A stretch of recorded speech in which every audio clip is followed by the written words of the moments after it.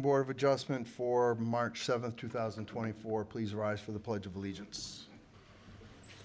Pledge allegiance to the flag of the United States of America, to the republic for which it stands, one nation, under God, indivisible, with liberty and justice for all. Okay. A few housekeeping rules. Please shut off all cell phones, iPhones, iPads, anything that could create a distraction to these proceedings. These proceedings are audio-video recorded, and this meeting is scheduled to terminate at 10 p.m. In the event of an emergency, please go right to the back of the room to exit, and don't use the elevator, and someone will be with you. I would like to start by introducing ourselves as the host for the evening. Mr. To my left, please. Gospel Bimba, member. Crystal Morin, secretary. Lynn Perkins, chair. Craig Corbett, vice chair. Donald Burgess, member. And all the way to the far right, we have our code enforcement officer, Robert Mackey, and our clerk is Ginny Rio. She'll be taking the minutes for the evening. That being said, that completes our announcements, I think. Anybody have any conflict with that? And seeing no gestures there, we're ready to proceed. So we will, this board does provide remote input for now, so this evening we will be able to provide that as well for anyone who's not in the room. Now we'll move forward and call the first case, which is Inner Circle LLC, and that's Kathleen Thomas, manager, and the case number is 24-106. Good evening, sir. Good evening. For the record, my name is Shane Gendron. I'm employed with Herbert Associates, and I represent the Thomases, Inner Circle LLC. Very good. Our protocol is to have you read the application first in its entirety before proceeding. We'll give you plenty of latitude to put it in your own words and some other time to dialogue as well. The board will, of course, ask you some questions, and you'll be expected to have public input, and you'll have an opportunity to rebut as well. So you'd like to start with the 5 criteria right away? I would, please. Okay, yes. sure. Thank you. All right. So the variance is not contrary to public interest. The parcel is located in a low to medium residential district. It consists of 33.82 acres. Granting the variance would allow the parcel to be developed in the same spirit and intent of the zoning ordinance. 2, the spirit of the ordinance is observed because the owner proposes a single-family residential use that meets all zoning ordinances and criteria for this district, with the exception of the road frontage criteria. It would be consistent and harmonious with the surrounding developed parcels. 3, substantial justice is done. Per the zoning ordinance of Section 13, Section 165-105, residential districts permit single-family dwellings on single-family lots of record existing on an effective date of adoption or amendment of this chapter. Granting the variance would be substantially just, given that this parcel has come into its current configuration during 1980, well before 2003 zoning ordinance amendment for this road frontage criteria. 4, surrounding properties are not diminished. There should be no diminution of value of surrounding properties. The owner is proposing to build a single-family residence that would be consistent with all the surrounding lots in this parcel. And 5, little enforcement of the provisions of the ordinance result in unnecessary hardship. A hardship must exist in which is inherent to the land and in question. This parcel was a result of a subdivision that was done in 1977 and then again in 1980, which met all the zoning requirements in effect at that time. While most of the lots created by the subdivisions were developed prior to the zoning amendment in 2003 pertaining to road frontage criteria, this 33.82 acre parcel remained vacant. To allow access from the existing road frontage that does not meet the current zoning regulations, a variance must be obtained. Without a variance, there's little that can be done with this property.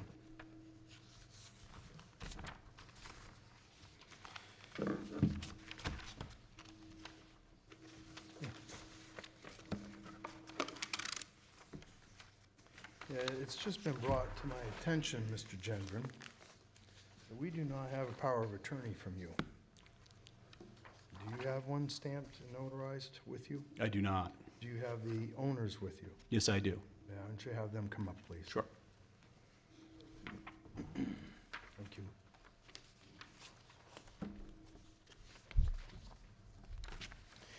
We do try to watch for that, by the way. From time to time, it slips through our fingers. You can introduce yourself, please. Introduce yourself. Jeff Thomas. Okay, thank you. I Mr. own the Thomas. property along with my wife. Very good. Okay, please proceed, Mr. Chairman. Okay, so a little about the parcel is an existing 33.82 parcel is located on Frost Road. There's two basically right-of-ways into this property. One of those right-of-ways has 91.09 feet. That's our access point. There's an existing driveway to property that's located at map 2, lot 149, that's located on that right-of-way. That's the proposal this evening, where we would locate our driveway and access the property as well. There's another access right-of-way that's further down Frost Road to the south that has 99.17 feet of frontage. So total on this lot, we have 190.26, but they're not in a continuous line. The way your zoning ordinance is written, similar to many towns in the surrounding area, is that it needs to be in a continuous line of 150 feet. So we're asking for a variance this evening to access on that 9109. Proposals for a single-family home. We did do a septic design for this property. It has been approved by the state of New Hampshire. We have a copy with us this evening. And I believe a building permit was issued, but then was rescinded and asked that any work stop on the property until we clear up this frontage variance. That's really all about the application. If you folks have any questions, I'm more than happy to answer them. Would anybody like to lead off? You have, Mr. Corbett? An early question. Where's the second access location? So if you look at the plot plan that we provided for you, you're going to look, there's a detail on the main part of the plan that shows where the proposed home is going. And then over to the left, there's kind of a blow up that shows the two access ways, and it shows ROWA and ROWB. Basically, we're accessing on ROWA, which is that 91.09, and there's one to the south that has 99.17. There are two right-of-ways that were left between the existing lots when they were proposed for access. Eventually, this lot was, going to be subdivided somehow. Thank you.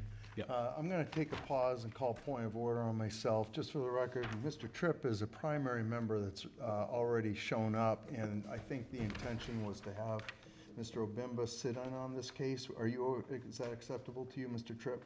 Very good. Jenny, would you just note Mr. Obimba in on this for this? Okay, thank you. Sorry. Go ahead, Ms. Chandran. No, if there's any other questions, I'm more than happy to answer them. Okay, can you go back on the permit that's been approved and then rescinded? I believe there was a building permit that was issued after the septic design was approved, and a building permit was applied for. I believe it was approved. And then it came out that there wasn't enough frontage in a single line. Got it. And so they asked the owner to stop work, and he gladly did so and applied to the zoning board. I get it. Okay, very good. Thank you. Anybody else? Mr. Burgess, you have any questions? No, I think most of the questions I would have is the width of the driveway, which will be covered by the, the fire department later on. Well, we can direct the question to Mr. Gendron. I think I saw something in there, but for the record, you've risen that question. So, Mr. Gendron, if you'd like the answer to that. I think we're Yes. proposing a 14-foot wide driveway. Is that correct? Yes. With 2 feet? 14, and then you have the 2 feet of Feet on shoulder. either but side, yeah. You have, is this a 50-foot wide swath currently between the Yes, it boundaries? is. Okay. And understanding that this was perhaps a future development, am I correct? That those two access points were left as 50-foot swaths for a road to access. That's To correct. the back of those lots, correct? Okay. Do you have a projection on how many house lots you thought were intended for that? I don't want to put you in a jam, but, Yeah, I mean, preliminarily, we're looking at maybe 8 lots. okay. Yeah. And this was, was an access with a cul-de-sac or? Most two likely with a entrances? cul-de-sac. So if you're familiar with the property, to the south of this property is a large wetland. Okay. Some of it is a prime wetland. So I think the proposal probably will be to come back to planning board with a subdivision that would be a cul-de-sac street. Got it. And just for the record, you're looking for one house permission this evening because you don't have the frontage, and of course, the development of a road may change that, correct? That's correct. Okay, very good. Anybody else? Mr. Tripp, I know you just arrived. Anything you'd like to ask here, or are you a little too soon yet? Well, we started out with elephants and lions and tigers and bears. They paraded through, and now we're to this It point. sounds like it was fun, you Yeah. know? Yeah. Bearded ladies. And, well, we won't get into that, but Mrs. Moran, do you have anything? I do not right now. Okay. Mr. Chair, Yes, sir. could you, sorry, could you just recap that, that back and forth for me? I was following along, I went a little quick. Yep.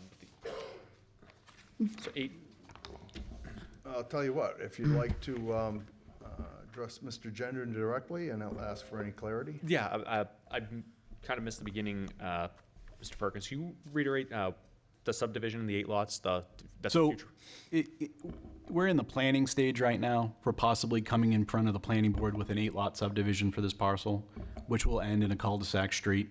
At this point, we don't have anything in front of the planning board. Mr. Thomas would like to build one single-family home on the parcel, and that's what we're here this evening for, is just for a variance for that one single-family home. Okay.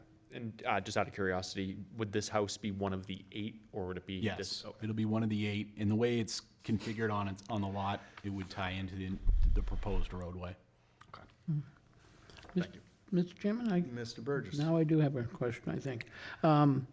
Is this at the top by the home, where the driveway comes in, is that large enough, it has a hammerhead, so the fire trucks can back up and turn around? We can provide a hammerhead, it's no Okay. problem. So that, I think, is required, as far as I know.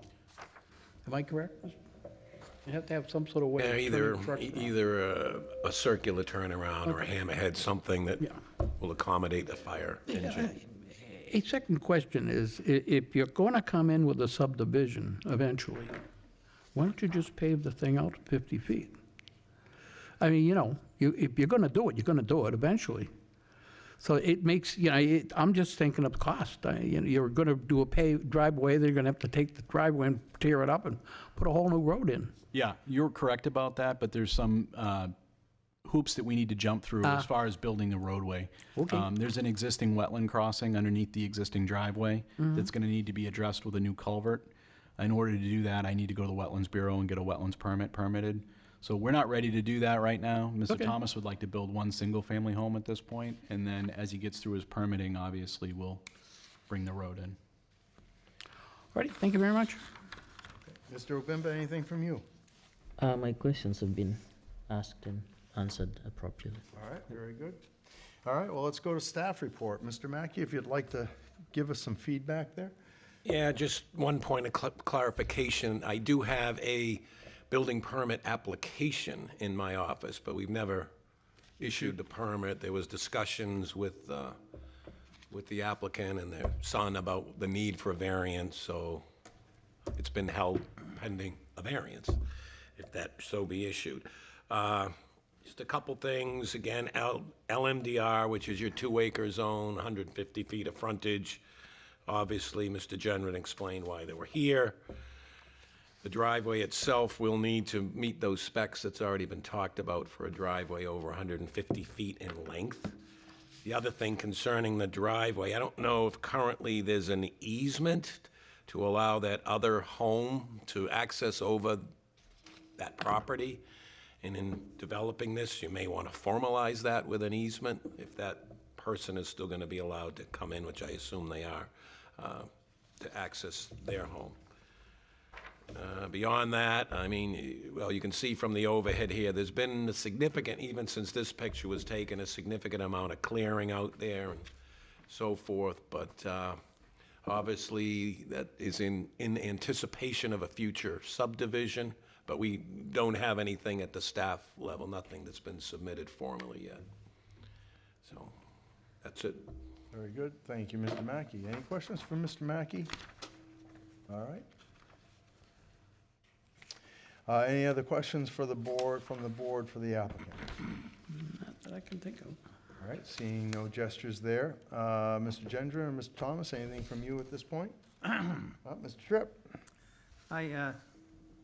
Since I'm late, we'll be covering stuff that you've already covered, but I take it the access that they're looking for is between 13 and 14?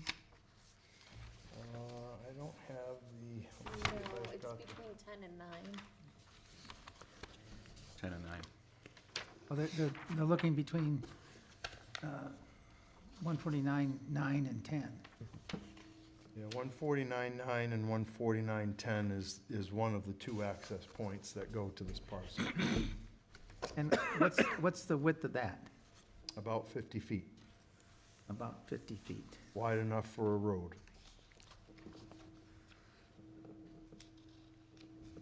And the other one is Same, about 50 feet? correct. Thank you. You're welcome. Mr. Chair, so I have a handful of questions about those discussed future plans, but being that none of it is before us or within the purview, I have nothing Okay. on this case so far. All right, very good.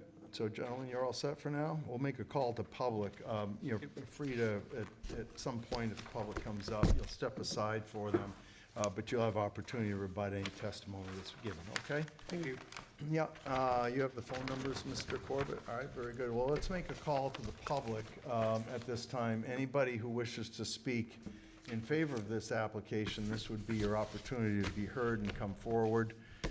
This applies to anybody remote as well. Mr. Corbett, you want to read those numbers for us? Yep, anybody at home who wishes to dial in, you'll dial 646-558-8656, and your meeting ID is 323-909-140. And once in, you'll press *9 to raise your hand. If you're having any technical issues, you'll dial 603-845-5585, and someone will help you. Very good, thank you, Mr. Corbett. Therefore, I see no one gesturing to come up and speak in favor of this application at this time. So the rules apply on the remote phone numbers for anyone who would like to speak in opposition to this application, so this would be your time to come forward as well. So, I'd like to, I'm gonna need the four, sorry.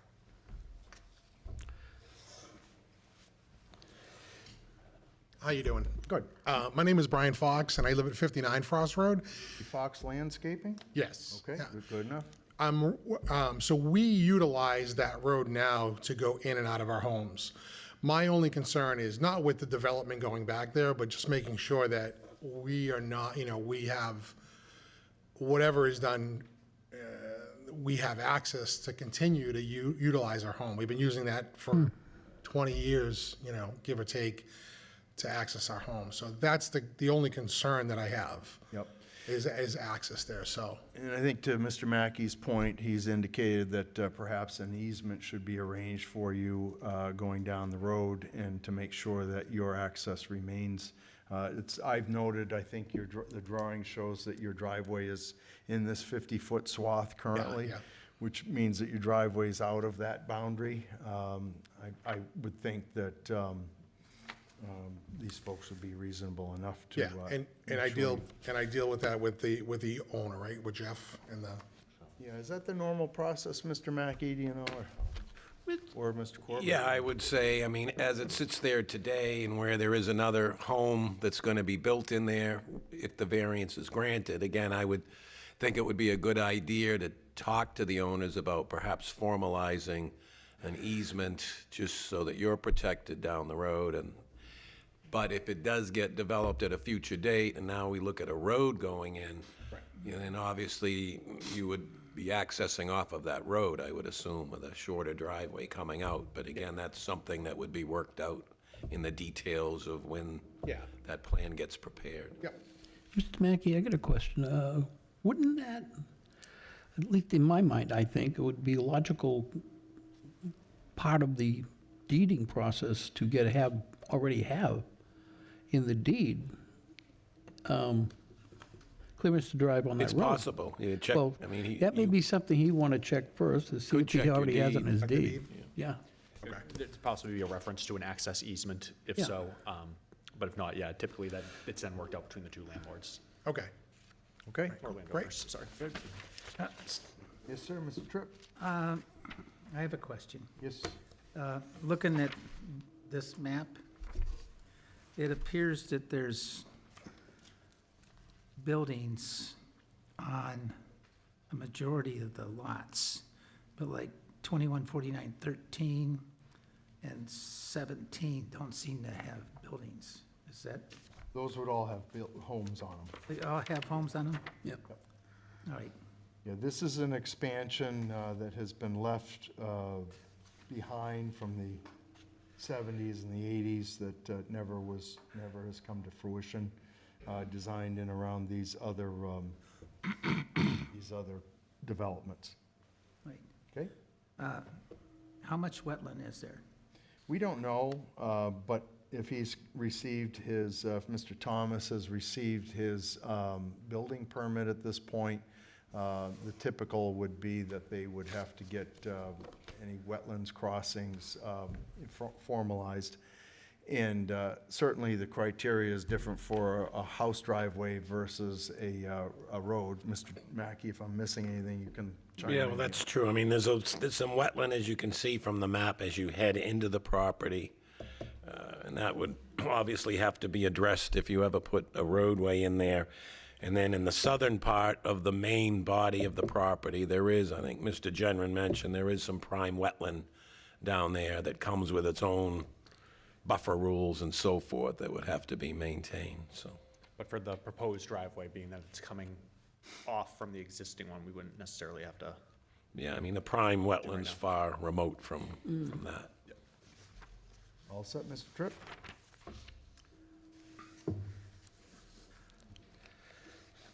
So the only variance they're asking for Hold on, do we have any more for Mr. Frost? is the driveway opening. So say again? I said the only variance they're asking for is the driveway opening? or Well, the they're frontage, asking to- street frontage. That's correct, lack of frontage. Thank you. Yep. Mr. Obimba, you all set? All set? Okay, Ms. Moran? Very good. All right. All set. Mr. Frost, other than access requirements, that's, all right, thank you. Anybody else who would like to speak in opposition to this application? This would be your opportunity to come up. Seeing none rise online, Mr. Here Chair. comes someone. Good, we have one contestant here, Mr. Provencher. Hello. Hey, good evening. My name is Sean. I'm an abutter Speak right to up the to the property. mic. I'm an abutter to the property. And I've heard numerous times this evening say that there's a single-family dwelling and it's only approved for single-family dwelling. However, I have seen online listed for sale multiple subdivided properties up there and actually listed as being sold. Yep. Is that something that has occurred already? Is that something that is, Well, from what what this board's purview is this evening is only for approval of one house. so can you sell subdivided property if you don't have approval to subdivide property? You can sell whatever you'd like. Okay. There's a process for the development, which is, and Mr. Mackey's spoken to it, which is planning and other permitting processes that would have to go through in order to be able to go any further. Okay. And as far as like, because this is on a hill as well, so how do they plan on controlling erosion as, water washing away? It's all woods there right now, so with it being cleared up, how is the water going to be handled and preventing further damage to other properties? Well, that's not within this board's purview. Certainly, if you were to say to us that you have concerns about that and you have information relevant specific to that, it's something that the board could evaluate. At this time, I don't. Okay. It's only recently been cut down, so, can't really. Mr. Chair, maybe I could just add. You can. I mean, if this does go to be subdivided, part of that, and right now, I mean, the town really has no knowledge, we have no plans. So as far as lots being sold and whatever, I can't comment because we haven't seen any plans in the office. But I can tell you, if it does go to be subdivided, there are multiple things that have to be looked at, including drainage, including erosion control. That would all be addressed through going before what's called the Technical Review Committee, which is made up of staff, and the public works engineers have to review all those details and so forth. Then eventually it gets to the planning board with the same opportunity where there's a public hearing with the abutters that can bring up any concerns and so forth. But there's things such as erosion control and and that sort of thing, drainage, and how do you contain the drainage on that property? There's certain rules that, again, that are all involved with that, and that comes with part of the subdivision procedure. Okay, so it's a future meeting, it sounds like. Yep. Okay. And not with us. Oh, somebody else. Yeah, we're just, Same location, though? Yes, so, Wednesday evenings. Yes. Could you just state your address for the record, too? 63 Frost. Thank you. Thank you, Mrs. Moore. Anything else? Nope, that's it. Okay, very good, thanks. Anybody else wish to speak? More people. Good evening. Good evening. Mary Gerard, 73 Frost Road. This is probably going to be the same, almost probably question. I'm just worried about the well water, because everything on that road is well. And we're never probably going to get town water in the middle of the road. So would that be also another future meeting? Typically, we don't, can't predict, we're not, Mr. Mackey, help me out. Your road. Well, yeah, I mean, again, that's certainly a concern that can be brought up at the planning board level. Again, not really the purview of this board. First time I You got know, it I've was seen the notice. planning board do certain things specifically, depends on, what the history might be out there of the wells, and if there's been an issue with the wells as far as running dry or the depths or whatever, Yeah, but it's, that's stuff 'cause, to be yeah, mine's in discussed the at the back planning corner board. of all the properties, so I just wanted, so, okay, all right, so I'll look for it going, if they go to the 8 properties. Thank you. I have a question. Sure. I know there's MBTE issues out there. Have you had your wells tested? No, I have not. Oh, all right, well, I've been there since 1985. If something's happened, I'm, well, how far away are you from Ross's Hill?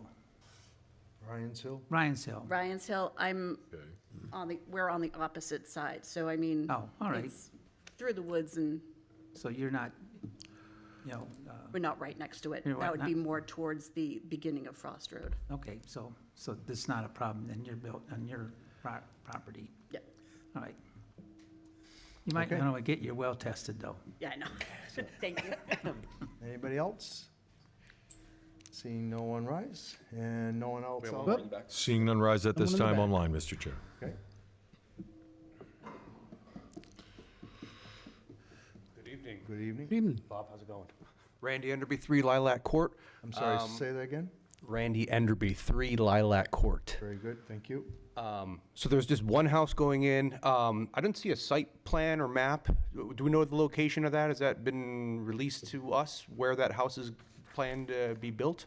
Well, it is been produced somewhere, I think. I didn't see any in the back, or is there?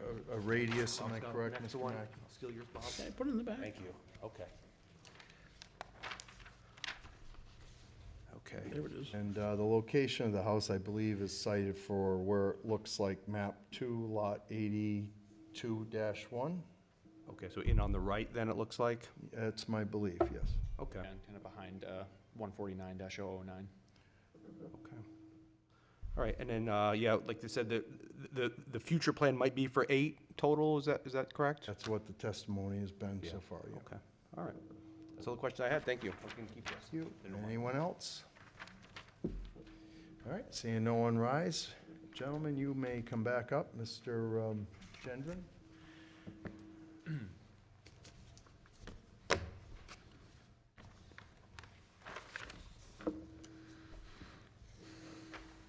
Any gentlemen have anything you'd like to rebut or anything you'd like to say? And The only thing I have to say is, Mr. Fox, we've talked about it before, we're gonna give him an easement, whatever he needs to pass and repass on that existing driveway, so it's not an issue. Very good, all right. Same thing with the roadway, we'll give him a curb cut and do the right thing. All right, very good. Anybody else here have any questions?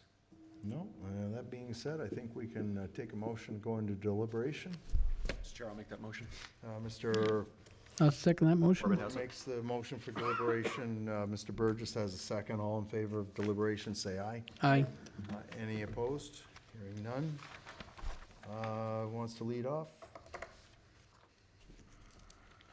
It's interesting. I think what's before us is obviously less interesting, but With that in mind, happy, understand it's a frontage issue, understand that, excuse me, the driveway regulations for the towns due to the length of the driveway are going to be into effect, but happy to hear to be working with the neighbors for the access. And otherwise, without something like this, I feel that it's landlocked. I don't know how else you'd be able to ever be able to operate back there. So, to me, Yeah, you make a good point. At one time, the zoning criteria was something different, and not as stringent as it is now, back when these homes were built. And therefore, that starts to take away opportunity for the property owner, and could render the parcel useless, unless there was a major investment put into it. And to Mr. Burgess's point about the driveway and why they wouldn't invest in a driveway first, my last calculations were a 1 mile road is about $1 million to bring it up to town standards, most of the towns around here. So you're going to start off with that piece, and sometimes you start to chip away at something and then go back and hack out a little small fragment of that cost and improve on it to make it what it has to be. But to that point, you're asking for relief from something that was historically not there in order to move forward and utilize the property to what would be, in my view, a reasonable, not excessive use. One home on 33 acres is not excessive in my views. That's my feeling on it. Mr. Obimba, anything from you? Looking at substantial justice on. Okay, well, how do you feel about the development, or about this one home? As presented, I don't think it's excessive, it's reasonable. Okay. Given the location of the home too, it lives All right. enough, doesn't infringe on other property owners around there, and doesn't seem to be too excessive. All right, for so, the cost. and then you're leaning towards substantial justice, I heard. Absolutely. You feel there's a balance there? I feel like there'll be balance to the Very good. property owner. Mr. Burgess? My question was I had the easement problem too. So they're going to be doing that, and they're going to make the proper road for the property, so I really don't see anything wrong with it right now. Okay, very good. Mrs. Moran? I agree with what has been stated. I can appreciate the person that's going to be the most affected with them working with him. That seems reasonable to me. Okay. All right, very good. Well, let's structure a motion then. So far, we use our typical state and town permits and inspections. Is there any other conditions that the sitting board members would want to put on this as an additional piece? no, I think everything that's being applied for has a regulation in place for it. That's just covered under the generality here, being that it's just the one house and the frontage with the driveway. I think we're good. Okay, very good. Anybody else? Will the easement be enforceable by this board, or that's between the property owners? That's between the property owners. Okay. Yep. Ms. Moran, you all set with this motion? I am. Yeah, and Mr. Burgess as well? Very good. Well, in that case, we can take a motion and come out of deliberation. I'll make the motion to come out of deliberate session. All right, thank you, Mr. Burgess. Mr. Obimba has the second on that. All in favor of coming out of deliberation, say aye. Aye. Any opposed? Seeing none. Mrs. Moran, you have a motion to read. I do, thank you. I make a motion on case number 24-106, Inner Circle LL Kathleen Thomas, manager, to grant a variance to the terms of Article 6, Section 165-9 of the Town of Derry zoning ordinance to allow the construction of a single-family dwelling on the property which has less than the required town-approved street frontage at 57.5 Frost Road, parcel ID 02149, zoned LMDR, as presented with the following conditions. We have one, subject to obtaining all state and town permits and inspections, and that concludes the reading of the motion. I need a second. Second. Mr. Corbett has a second. That puts that motion on the floor. Let's make space for the finding of fact, please. Mr. Corbett, you have that? Yep. Finding of fact for case 24-106. The board found that the applicant is requesting a variance to the terms of Article 6, Section 165-9 to allow the construction of a single-family dwelling on the property which has less than the required town-approved street frontage at 57.5 Frost Road. The applicant is requesting a variance to allow the construction of a single-family dwelling on the property. The 33-plus acre parcel is located in the low-medium density residential zoning district, which requires a minimum of 2 acres and 150 feet of frontage and lot width. The pre-existing lot of record has 2 access locations on Frost Road, but neither is 150 feet wide to comply with the frontage and lot width requirements. The home is proposed to be serviced by private well and septic system. The driveway will need to comply with town's driveway regulations for driveways over 150 feet in length. Currently, there is another dwelling that has its driveway access on this property. The board also includes all facts found in the meeting minutes for this application and incorporates all meeting minutes into its facts and findings and decisions. Does anybody have anything to add at this time? I have no amendments to that. Seeing no other gestures, let's move this for a vote. All in favor of moving this motion for a vote, say aye. Aye. Aye. Any opposed? Hearing none. Mr. Corbett? Vote yes. Mr. Burgess? I'm going to vote yes. Mrs. Moran? Chair, I vote yes. Mr. Obimba? I'll vote yes. And the chair will make it unanimous by a vote of 5-0. Congratulations, gentlemen, you've been approved. Anybody aggrieved by this decision has 30 days to ask this board for reconsideration. After that, recourse would be to Superior Court. Have a good evening. Thank you, folks. Thank you.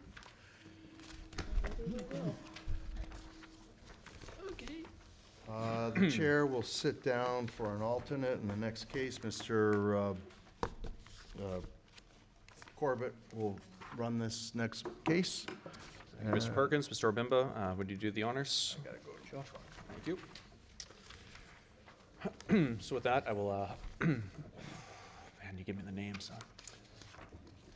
I'm going to apologize in advance, but we'll call up case 24-107. I will ask Ms. Amanda to please come up and allow, tell me how to say the last name so I don't butcher it. Remwick, all right.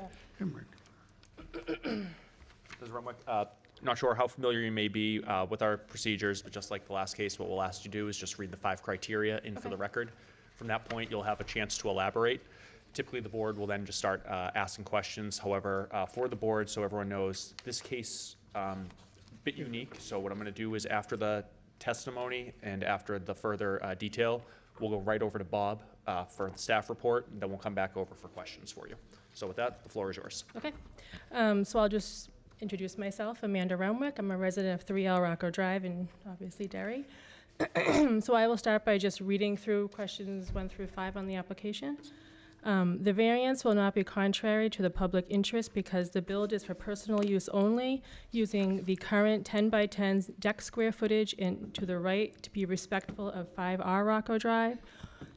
The spirit of the ordinance is observed because we are only adding additional living space, and that is what it will be used for as our family is growing and getting older. Substantial justice is done because we are building on our own property, not blocking any scenery or removing trees, simply bettering our home.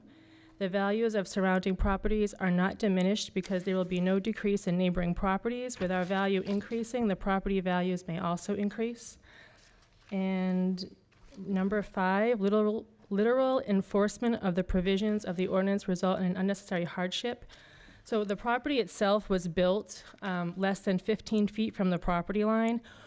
So in order to add space to our home, we have no option but to apply for a variance. There is no other wall we can build off of, front, side, or back. The majority of the land that the property sits on is sitting to the left side of the house, which is our existing side of the house, so we really don't have any other option. We are needing to increase living space. to accommodate our growing family gatherings, and we really like where we live, and we intend to stay there. We've been there 20 years, so instead of going out in the housing market, we'd like to just add on and create bigger space for where we are. So, Do you have anything else you'd like to add at this time? Or? yeah, so do you want me to just read through the letter that I? Sure, yeah, whatever you like to introduce. So myself and my husband, Nigel Remwick, property owners of 3L Rocco Drive, are requesting a variance on our property. We are asking for permission to build an extension this spring, starting May 2024, hiring DMR Construction. We would like to add additional living space coming off the back of the house. We would like to use the existing 10 by 10 deck square footage and add an additional 14 by 26 square feet. The proposed build will include continuing the kitchen floor space, adding a 3/4 bathroom and approximately a 14 by 20, not approximately, a 14 by 20 living room. The intention of the build is to have more living space. We enjoy living in our neighborhood and do not want to move. Being able to add additional space will make our home more comfortable. The house was not built centered on the land, but built to the left-hand side of the property within the 15-foot setback now required. As noted on the plot map, there is a 4.5 feet between the corner of the house and the property line. We have no other option to build without applying for a variance.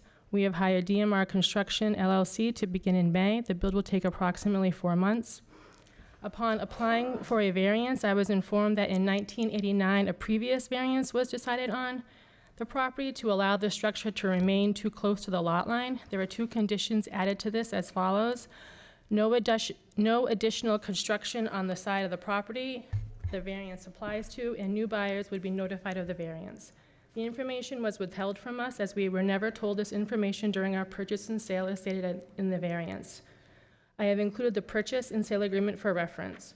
We strongly believe that the failure to provide this information at the time of purchase was an injustice to us. These conditions are unique and not typical. The addition we are proposing is in the best interest of the lot line. We are using the deck footprint and jutting to the middle of the building to build out. We are not using the side of the house facing the property line. We are being respectful as possible given the original build of the house. Given the current housing market, we are hoping you will approve the extension of our living space so we can continue to enjoy our home well into the future. Thank you for your consideration. All right, thank you, Mrs. Rumwick. What you brought in there from the 1989 was the uniqueness that I had kind of hinted at the beginning of this. So we'll come back with some questions, but now that that's teed up, I'm going to kick this over to Mr. Mackey for the staff report so you can help add a little bit of context to the 1989 variance and what we're looking at today. Okay, so yes, a little bit unusual here in that we have, apparently this two-family was built in 1984. And obviously built pretty close to the property line, and that didn't come to light apparently until 5 years later when it was sold, and they did a mortgage survey, and come to find out the structure was built pretty close to the property line. You've got the building, and then you've got the property line coming up at a diagonal, so I guess the house itself was at 4 feet 7 inches or so, and then the deck within a foot and a bit. So there was a variance. Of course, at that time, I don't believe there was any such thing as an equitable waiver. So it was a variance request, and the variance was granted. You do have a copy of that along with the minutes. You should have that in your file. And a couple of the conditions, as was already mentioned by the applicant, one of them was that there would be no additional construction on that side of the property. So when I first met with the applicant, I kind of scratched my head and said, well, what do we do with this one? If they want to come in and apply for a variance, does the board rescind the original or move to rescind it or modify it? And then, so to the point where I did seek some legal help on this, and you do have a copy of that email that I got back from a town's attorney, basically advising the board to the original variance shouldn't be modified or rescinded, but in the board's consideration of the new variance for what's being asked for tonight, they would also need to take into consideration that original variance and the condition that was placed on that take that into consideration, I guess, to see why that condition might have been put in and so forth, and if anything may have changed or so forth that might allow for this variance request to be granted tonight. So that's essentially the information I received and the guidance that I can give to the board on this one, which is a bit different than what you've had. Yeah, so thank you, Mr. Mayor. So my interpretation reading, Ms. Keith's email, and I had the same, I reached the same conclusion that the way the original variance in 89 was written, there's some room for interpretation as far as, did they mean the entire left side of this duplex, as in the left wall over to the property line, or did they mean the side of the duplex? Now, it's also noted that it wasn't a condo at the time. That didn't take place till 04. It was just a duplex. So the interpretation could mean that it's just the left side of the wall. So just for the board, I think it's something that we do need to keep in mind for tonight. You only have that. I know, especially with the differences that you have a separate owner between a condo and a duplex, between the two areas. I think there's little to consider. I will say personally, I'm looking at this as the left side of the structure rather than the left half of the house. So the board can look at it in any way, but just want to put that out there. Now, my first question from Ms. Rumwick, looking at the plans, I noticed the note said the septic tank or the septic system's 12 feet from the right front corner. Is that, looking at the property, would that be the opposite? Yeah, it's on the right side, yeah, so it's not going to affect the septic at all. Okay. So with that, I'll also kick this off to the board for some questions. I will start with Mr. Burgess. I have a couple of questions. When I was reading through this information, there was a thing in there about the septic system before you purchased the home being just slightly on the verge of possibly failing. They were talking about some dark stones and stuff. They're maybe not at that point, but it was kind of weak, they said. Signs of aging. Signs of aging. Yeah, signs of aging, that was it. They said some discoloration in rocks and things like that. Now, I'm not a septic person, so. But has anybody ever looked at it since? Yeah, we just recently had a septic pump and they only replaced a piece, I don't know what it was called, at the top. It had nothing to do with the leach field or anything, and everything. Probably a baffle, I'm guessing. That's what a baffle. Well, the thing is, with the addition being put in, it's a kitchen and another bathroom, it would be, additional water being used that would have to go through there, so that's my problem with that. I mean, we've had Now- 0 septic issues in the 20 years, so there's no sign of anything acting strange or weird. There's no, You have it cleaned That way- regularly and so on? what was that? You have it pumped regularly or Yeah, just, yeah. okay. Yeah, we used to do it like once a year. Yeah. Now, what was I going, I'm going to leave that at that for the moment. I've got some other things I'm thinking about. But, So, carry on. bounce it all the way down to the far left with Mr. Tripp. Do you have any questions at this time? So how far will the addition be from the lot line? So the build is going to use the deck space, Yes? which is just under 2 feet from the property line. And the corner of the back of the building is about the same. It's listed on here. I got it. Looks like at the There's closest, a page like this. Here it is, yeah. the closest point, Richard, it looks like it'll be 1 foot 4 inches. 1.4 feet? 1 foot 4 inches at the 1 foot closest. 4 feet? Oh, one, No, 1 foot 4 inches. inches. All right. The top one, the corner of the original corner of the house is 4.7. And then it goes down to 1.4 and 1 foot 11. But the deck, as it currently exists, I Yeah. believe is at is at the 1 foot 4 inch mark as well. Is that correct? It's just, this is going within the the footprint of the existing deck, Yes, which is on yeah. Yeah. against the wall. Is there a shed there? No. I'm just teasing. Oh, I'm like, Sorry to back of the not. property. We get a lot of shed variances too. Oh, yeah, no, there's no So shed in this the only thing there is grass. There's no fence, no nothing. Yeah, so if you look at the picture so there is a small fence, we have a pool that we put up in the summer, but we're gonna take that fence down because the pool will no longer be existing. So the fence was just for some privacy, but without the pool, it's not really necessary. All right. So, see, a family room, kitchen space, and a bathroom. Oh, sounds like it'd be a nice addition to your home. I hope so. So I'll find out. if you just didn't have a pre-existing condition, it'd be much easier. Yes, it would. Well, all righty, that's about the only question I have. Thank you, Mr. Tripp. Mr. Bimber, I'm going to skip over you real quick just because Ms. Moran motioned, and then I will come back to you after. So, Ms. Moran? Was the deck there when you purchased the house? Yeah. Okay. Yeah, we've never touched anything on the, like, we never rebuilt it, and we know, and I can show you my property and sale, the whole packet, and there's nothing in there regarding the variance. And that is one of the stipulations, was that we were supposed to be told that buyers should be notified of the variance. I'm assuming that would be future buyers as well, not just the ones that were happening back in '89. I agree. Is that your only question, Ms. Moran? All right, I'll go to Mr. Bimber, then I'll bounce it right back to you, Mr. Tripp.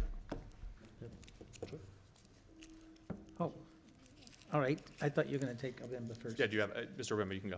How far is the house to the left? How far is it from you currently, you know? Repeat that again, I'm sorry? How far is that house, your neighbor's house? How far is your neighbor's house from the lot line? Oh, I don't know. Like the edge of their house to the lot line? I don't know. I haven't gone on their property to measure it. All right.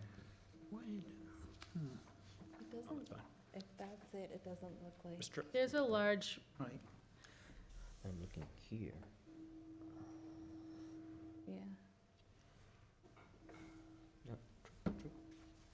I would say at least 15 feet, probably more. Mr. Tripp? since this is a condex, you know, you don't really own the outside of the house. No, we do. So there's no condo association. There's no condo association? It's just me and my neighbor. We make an agreement amongst each other.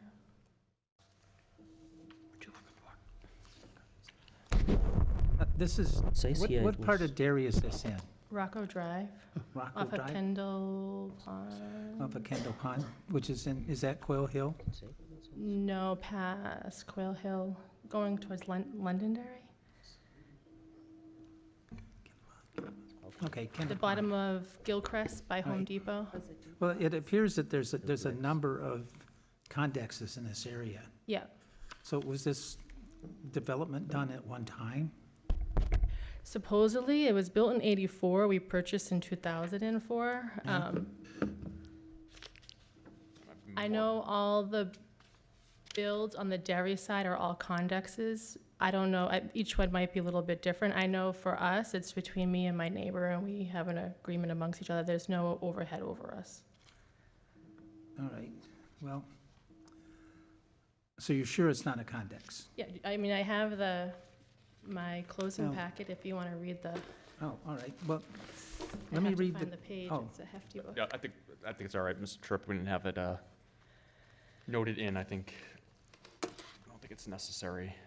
Chair, if I could, yes, I following up on Mr. Tripp's questions, I had the same question and concern as it's noted from the attorney about the condo association, and I think the fact that the question's been answered, that essentially there's really no association. There's two people own each side of the building, and I think that kind of makes the condo association null and void. However, I'll just make this point, which is that this board doesn't get in the middle of those kind of disputes if that association did in fact exist. Okay, so do you want me to pull it, do you want me to show? Oh, No, I think, yeah, there's no association. We'll trust you're not paying to a condo association. Well, No, I'm not. If you are, it's your problem, Yeah, not it is, No, and I- I'm not. I wouldn't lie to you. I would just say, if you look at the warranty deed, it says Unit A of 3 Rocco Drive condominium, Town of Derry. It would appear that the warranty deed thinks it's a condominium. the classification was noted changed in 2004 from a duplex to a condominium. Yeah, there's no disputing Okay. the condo, which makes the 2 units individually purchased as opposed to rented, I think. Yeah, all right. Mr. Chair, if I Yes, sir. may, just to try to, I think typically what happens, a lot of these 2 families that were built in Derry started out as duplexes, and then somewhere along the line, they were condexed, meaning they might have started out as a rental property and so forth, but then each side got sold off. It was condexed, private. Part of that process involves having to have condominium documents drawn up. Yes. A lot of times, those condominium documents talk about having an association and all of that, even when it's 2 people. I think the reality is, doesn't happen most of the time. It talks about it in the documents, but you don't really have a formal association. It's between the 2 owners if it's just a condex. So, Well, it's like if they need a new roof, then both of them have to split the roof. they Well, have to. like, as you said, that's not what we're worried about, but But that is true. So when we replaced our roof, we shared the cost and we agreed together, so yeah. You just have to agree to it. Yeah. You just have to agree to it, and Yeah. it would be stupid not to agree because you both have the same roof. Right. Right. So with that, I think you've heard enough from the board at this time. What I'll do is I'm going to open this up now for public input. So we'll start with anybody in attendance in favor, and then we'll go to online. We'll come up with anybody opposed, back to online, and then we'll invite you back up for any type of rebuttals as necessary. So anybody at home who wishes to dial in, your number to dial is 646-558-8656, and your meeting ID is 323-909-140. You'll press *9 to raise your hand. If you're having any technical issues, you'll dial 603-845-5585, and someone will help you out. With that said, I will now open this up to anybody sitting in attendance who wishes to speak in support of this application. Now is your time to rise and come on up. It looks like we've got one. Excuse me, ma'am? Rumwick, so we'll just ask, You should back.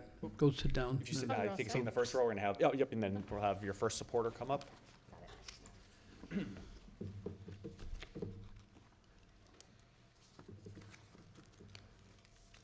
Good evening. Good evening. My name is Charlotte Sota. I own 2R Rocco Drive. If I could request, just because the Google Maps is not very clear on the property's location, would it be possible to show on the screen again the exact parcel or the exact location? Because the pin was like in the middle of the street. If we could.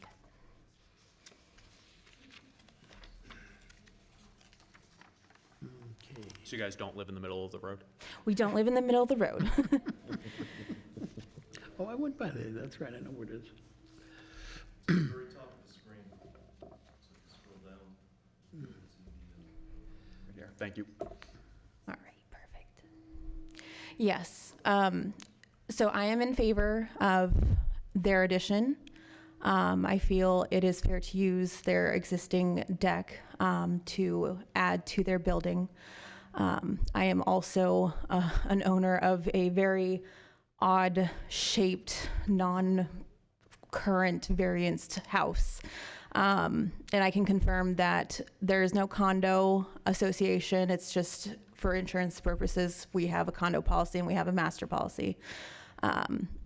And I feel that despite how the whole neighborhood is set up, that we should be allowed to improve our home as long as it does not disturb our neighbors. And I would not be disturbed by this. I'm across the street from them. Obviously, you know, I would consider, you know, having an agreement between the other half of the 3 side. So having an agreement with like 3R Rocco to make sure, you know, that was something that is okay with them as well. But just when you look at the property on the street, it's not super close to the other house, and it's I think, a reasonable request. All right. Thank you, Ms. Suda. Sorry. Does anybody have any questions? All right, free to go. Anybody else in the audience like to come up and support? Seeing none rise. Mr. Preventure, anybody? Seeing none rise online, Mr. Chair. All right, now if there is anybody in the audience in opposition, this will be your time to speak.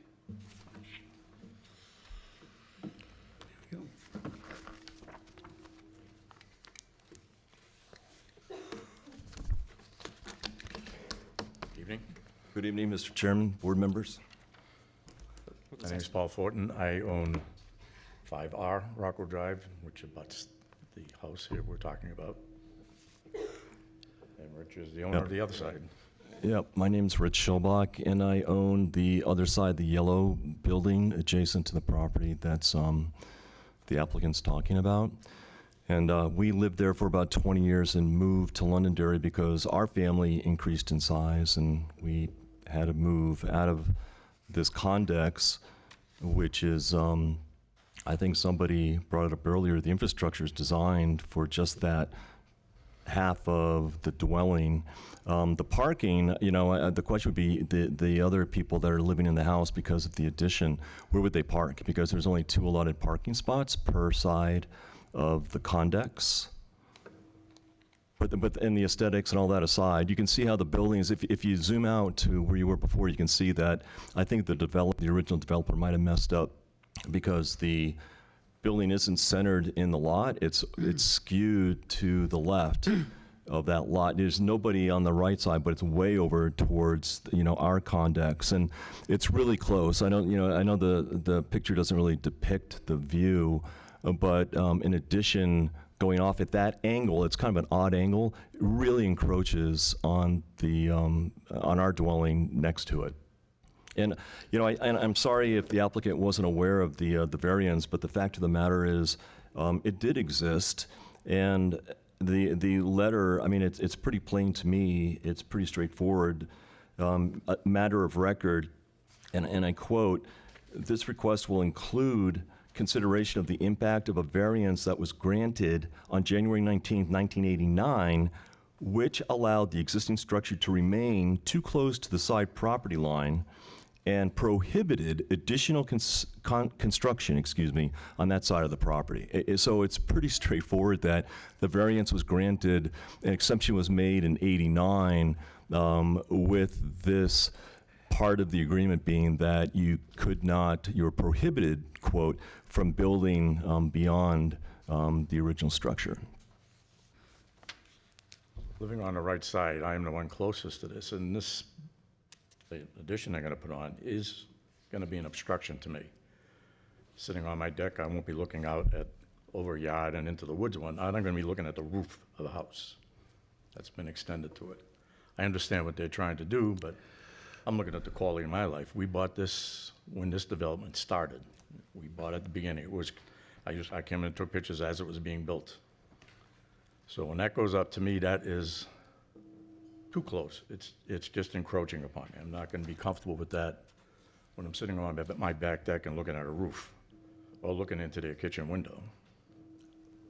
You know, and aside from the asymmetric nature of the addition, the other side's not going to have it. It's going to have this, you know, addition coming out that side of it.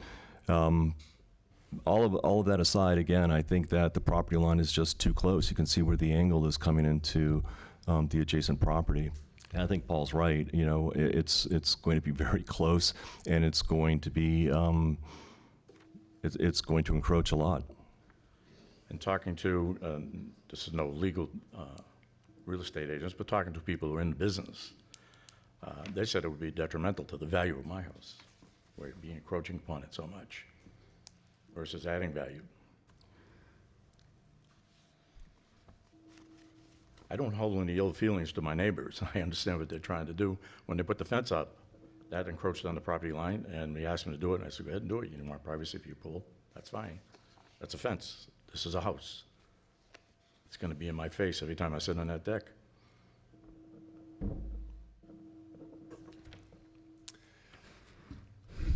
Understood at all accounts. The only question I have back, in a devil's advocate form, if the house was properly aligned, it was closer to the 15 feet, do you feel that sitting on your deck, kind of looking out to the woods, would the roof still obstruct, or do you feel that it's the distance from the property is really where it affects the eye line or the sight line? The sightline would probably be still pretty similar, considering the locations. The developer here was not exactly Scrupulous. scrupulous, let's put it that way. I mean, there was a lot of things done in this development that should not have been done. Yeah. No. It's definitely interesting. Okay. Does anybody else on the board have any questions at the time? I know we have the value, home value potentially being detrimental, the encroachment on the lot line, just the quality of life at the at your current residence. Is there anything else that I?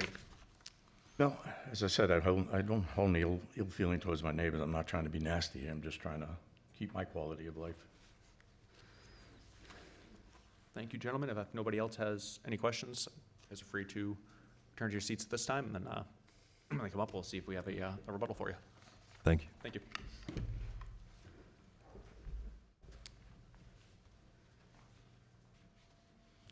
Anybody else wish to speak in opposition?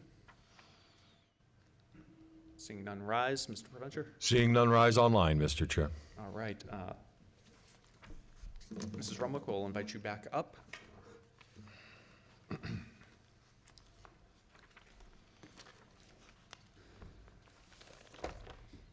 And after hearing the testimony from the neighbors, both in support and opposition, just want to see if you have anything that you'd like to add to either testimony. I do. So in regards to, I don't know his name because I've never met him, but the owner of 5L Rocco Drive, to apologize that we haven't known about the variance isn't really appropriate, because if we're going to follow exactly what the variance says, then it also says all buyers need to be aware. So you can't have one without the other. So we should have been told when we purchased our house that this was in place. At the time, it was 15 years after the variance. Now we're looking at 35 years. A lot's changed. And then in housing and like cost of living. So I think both factors need to be, if you're going to highlight one, you need to highlight the other, basically. And in regards to what Paul was saying with, sitting on his deck and looking at a roof, like, I respect what he's saying, and we don't have any issues with our neighbors, nor do I looking to have any issues with my neighbors. We're not looking to intrude on their sight line from their deck. If you look at one of the drawings where it shows the build, so right now we have a 15-foot swimming pool, and I would say it probably goes maybe a third of the way into the pool. So if you have 5 feet into the pool, it's not going way far back in like this big monstrosity. I feel like maybe it's looking bigger on paper than in actuality, because the deck doesn't intrude. We're on our deck anyways in the summer as it is. Is that intruding on his sight line? Because we're gonna be now just covered with a roof. So I don't know if that's a problem. So having an extension going off the middle of the house to that third mark into the swimming area, what would have been like a pool. So like, is it okay if we have a pool there, but not like a house, like a part of a house? It just doesn't line up with me, I guess. I mean, we're not looking to disturb anybody. We're not looking to cause stress or unhappiness in their enjoyment of their deck. I don't think there's gonna be, it's not gonna intrude, unless they're only looking at my house to look at the view of the woods. I mean, there's woods, the entire backyard is all tree lined. So there's a lot of area to enjoy the backyard. It doesn't have to be facing my property.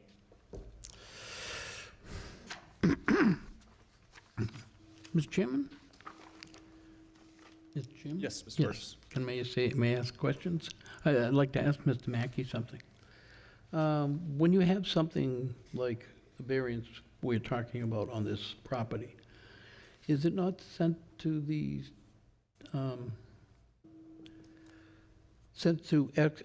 wherever Rockingham County's deeds, registry of deeds, it's not? No. They don't attach it to the title? No, you don't record, it's not recorded with the deed, any variance, not that I've ever heard of. We certainly don't do that. Okay, that's a question I had. The difference between your deck and the building is the building. You can see over a deck, you can't see through a building. So I understand what he's trying to say. You know, so that's what he's trying to explain. Yeah, no, and I know what he's saying, and I respect what he's saying, but I feel like there's a lot of tree-lined sightline. It's not just this one small area. And the fact that it is really close to the property line gives issue to it. I agree, and if I could have built the house differently, I certainly would have. And this first variance, I mean, they didn't have really a choice but to approve the first variance because you can't move a building. So once the building was established, it's not Technically going you can, anywhere, but- so why should we be punished because the builder got, was able to do something that probably shouldn't have been allowed? I really don't think if we deny this, we'd be punishing you, actually. But that's not the point. I'm going to bounce over to Point Ms. is- Moore and Ms. Burgess. I'm sorry. Where the unit was already non-conforming when you purchased it, did you have any type of survey done or any, like, did you do any of your due diligence to find out property lines and markings? No, because at the time, we weren't interested in making anything larger, and we were comfortable with what it was. So no, we did not. All right, thank you. Is there any other questions from the board at this time? All right.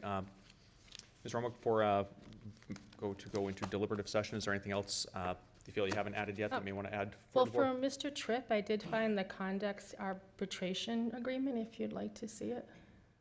You have the what? The arbitration agreement between me and my neighbor, that it's a condex and there's no condo association. I know you had a lot of questions Well, about that. Condex is a So condo association. What would you like to read what I think it stated, or are we over that? it's okay. To Okay. Mr. Perkins' point before, it is regardless, it is outside of our purview. So in Yeah. in the event that there was one, Okay. you'd have to answer to them, regardless of our vote. They typically have a little more authority, which is great. But they don't exist. They don't exist. So since it's not within our purview, I'm Okay. good. Keep it what we need to focus on. But with that, if there's nothing else to add, I will motion to the board if anybody wishes to. I'll go make to the motion to go into deliberative session. Am I on? Motion for Mr. Burgess. Second. I'll second. A second for Mr. Obimba. All in favor of moving into deliberative, say aye. Aye. Aye. All right, we're in deliberative. All right, I'll kick this one off.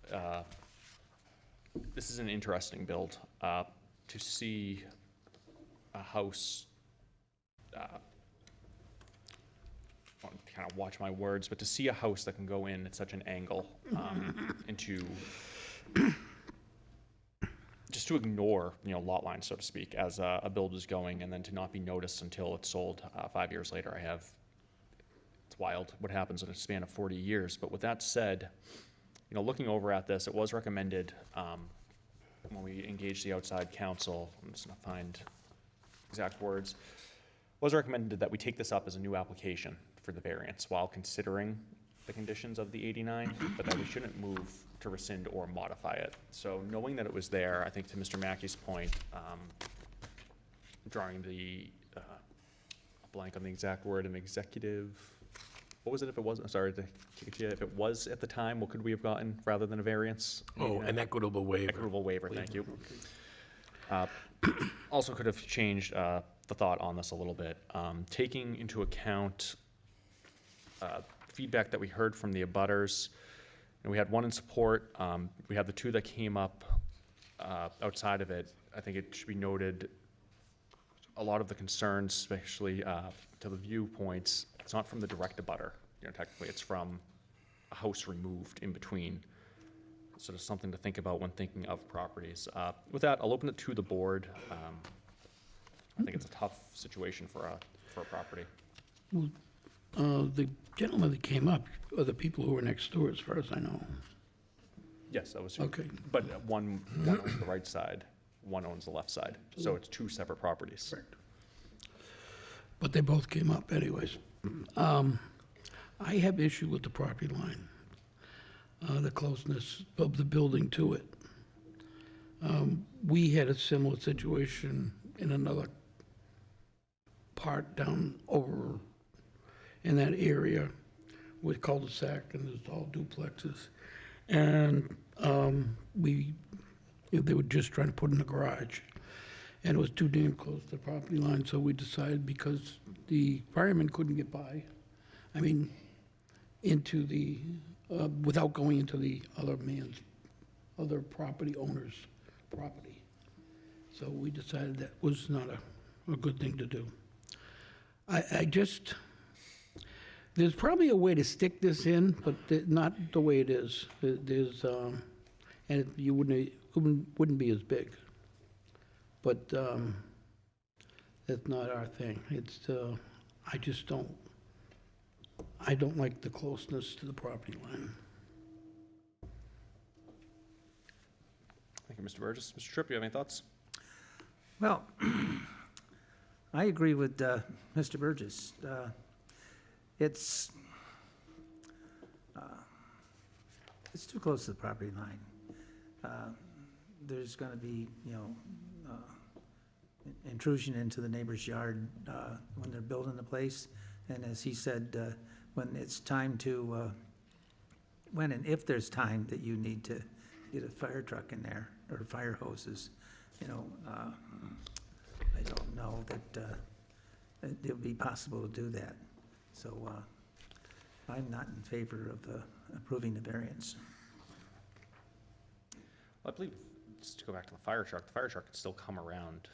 The fire truck doesn't fit today. No, but the people, And the fire truck would go around the other side if there was an issue, so. I'm talking about the firemen, the people who have to go fight the fire. I would Right, say but the again, same. how, I guess to that point, Okay. looking at how it exists today, how will they get there? So if the fear is the future, I guess what I'd like to hear is, Okay. today, there's a fire, how do they get there? Well, it being a deck, and it not extending another 50 feet, 30 feet, there's less having to go around to get to it. I assume they would just, be in the road and drag a hose out, but even then, it's I don't know. Are there bushes and things of that nature that would prevent the firemen from gaining access to the building? It's, I believe that's probably one of the reasons that we have a 15-foot setback. I think light and other things are other reasons, but being able to gain access to the building, should there be a fire, is probably the primary one. Am I allowed to talk? No.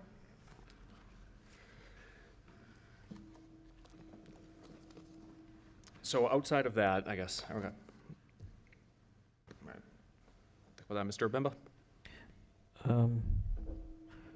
So variance is before my time, but I'm looking at the non-conformance of the property back in '89. It's already non-conforming at that point. This board usually will not, I've not seen it trying to make a non-conforming unit more non-conforming by, making it too close to the property line and rescinding conditions put on the variance that was granted. There's no clear guidance here on how we should think, but I lean towards what everybody else has said. Very uncomfortable with how close it is to the property line, and the fact that there's already conditions on the variance granted many years back. That's how I'm leaning towards tonight.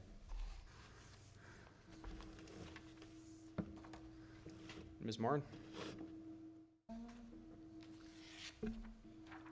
I'm also somewhat torn, but where property is visual and you can see the closeness, I guess that's something they can take up with whoever sold them the house, but not anyone else's burden to hold.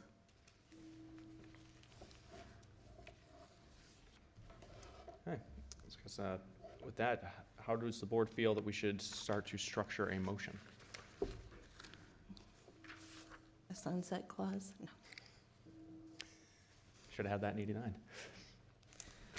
We have subject to obtaining all state and town permits and inspections. Is there anything else that we think would need to be added to this?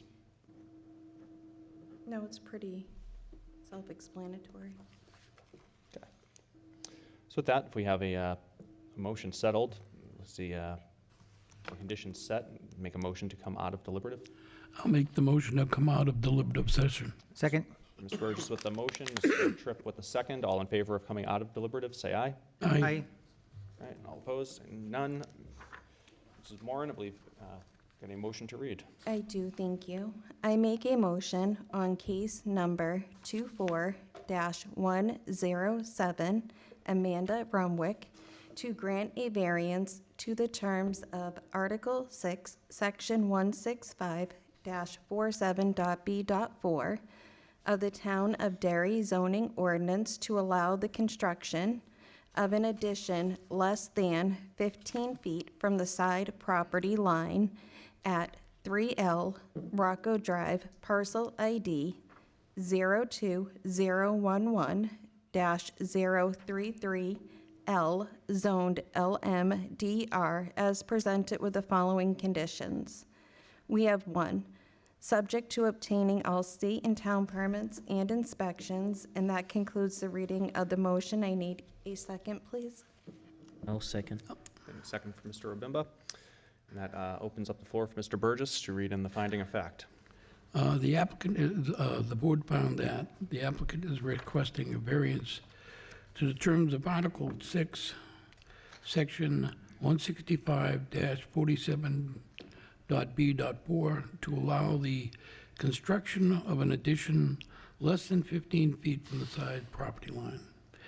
This request will include consideration of the impact of the variance granted on January 18th, 1989, which allowed the existing construction to remain too close to the side property line and prohibit additional construction on the side of the property line at 3L Rocco Drive. The applicant is requesting a variance to allow construction of an addition to the rear of their condex, which will be less than 15 feet to the left side property line. A prior variance was granted by the zoning board in 1989 to allow the existing structure to remain too close to the side property line. The building was constructed in 1984 and resold in 1989. At the time, it was discovered that it was constructed too close to the side property line. The building was 4 feet 7 inches, plus or minus, and the deck's slightly less than 1 foot 5 inches. The variance was granted to allow the existing construction to remain. However, a condition was placed on the variance that there be no further construction on that side of the property. The board has been advised by outside counsel to take this matter up as a new variance request, not as a modification or recession of the original application, while also considering the condition of the 1989 variance. The board also includes all facts found in the meeting minutes for this application and incorporates all meeting minutes into its finding of facts and decisions. Does anybody have anything that Bill needs to be added? I do not. All right, we have no addendums to that. Thank you, Mr. Burgess. Welcome. So with that, make a motion to move to a vote. Anybody opposed? I'll second that motion. All right, so I'll start to my far left with Mr. Tripp. I vote no. The addition will decrease the distance from the property line from approximately 5 feet to approximately 1 foot. I think this is clearly not in the spirit of the ordinance, because the ordinance sidelines, setbacks are to allow for light, air, and fire access. I don't believe that you'll have fire access here anymore, so it's not in the spirit of the ordinance. All right, Mr. Obimba? Vote no, on the account that I do not believe that the spirit of the ordinance will be observed. It will be too close to the lot line. It's already a non-conforming property. I also think that there won't be unnecessary hardship. I tend to believe that this should have been brought up with the seller of the property back then, and I see that there won't be any unnecessary hardship by denying this request. Ms. Moran? Chair, I'm also going to vote no for the hardship. I do believe that it is not there, that it is self-created. Chair's going to vote yes. I do feel that this case was in need of a relief valve, the way this property was designed, the way it was set up, just the lack of use for the owner. So the chair is a yes, but I'll now defer to Mr. Burgess. I'm voting no. The variance will be contrary to the public interest because it'll obstruct the view of their neighbor.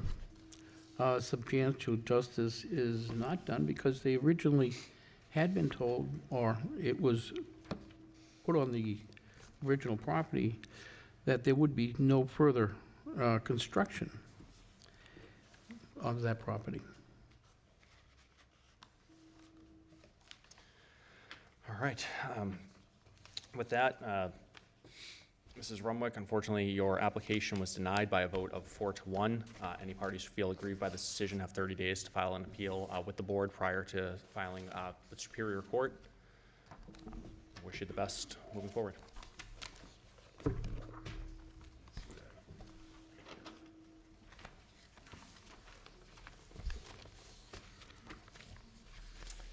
Okay, thank you, Mr. Corbett. And next case up is 24-108, Panciaco Law LLC, represented by Patricia Panciaco Esquire, representing Glenn Corbett.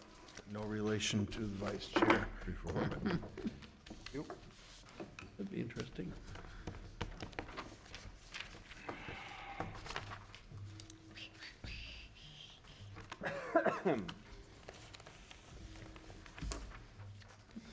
Good evening, folks. How are you?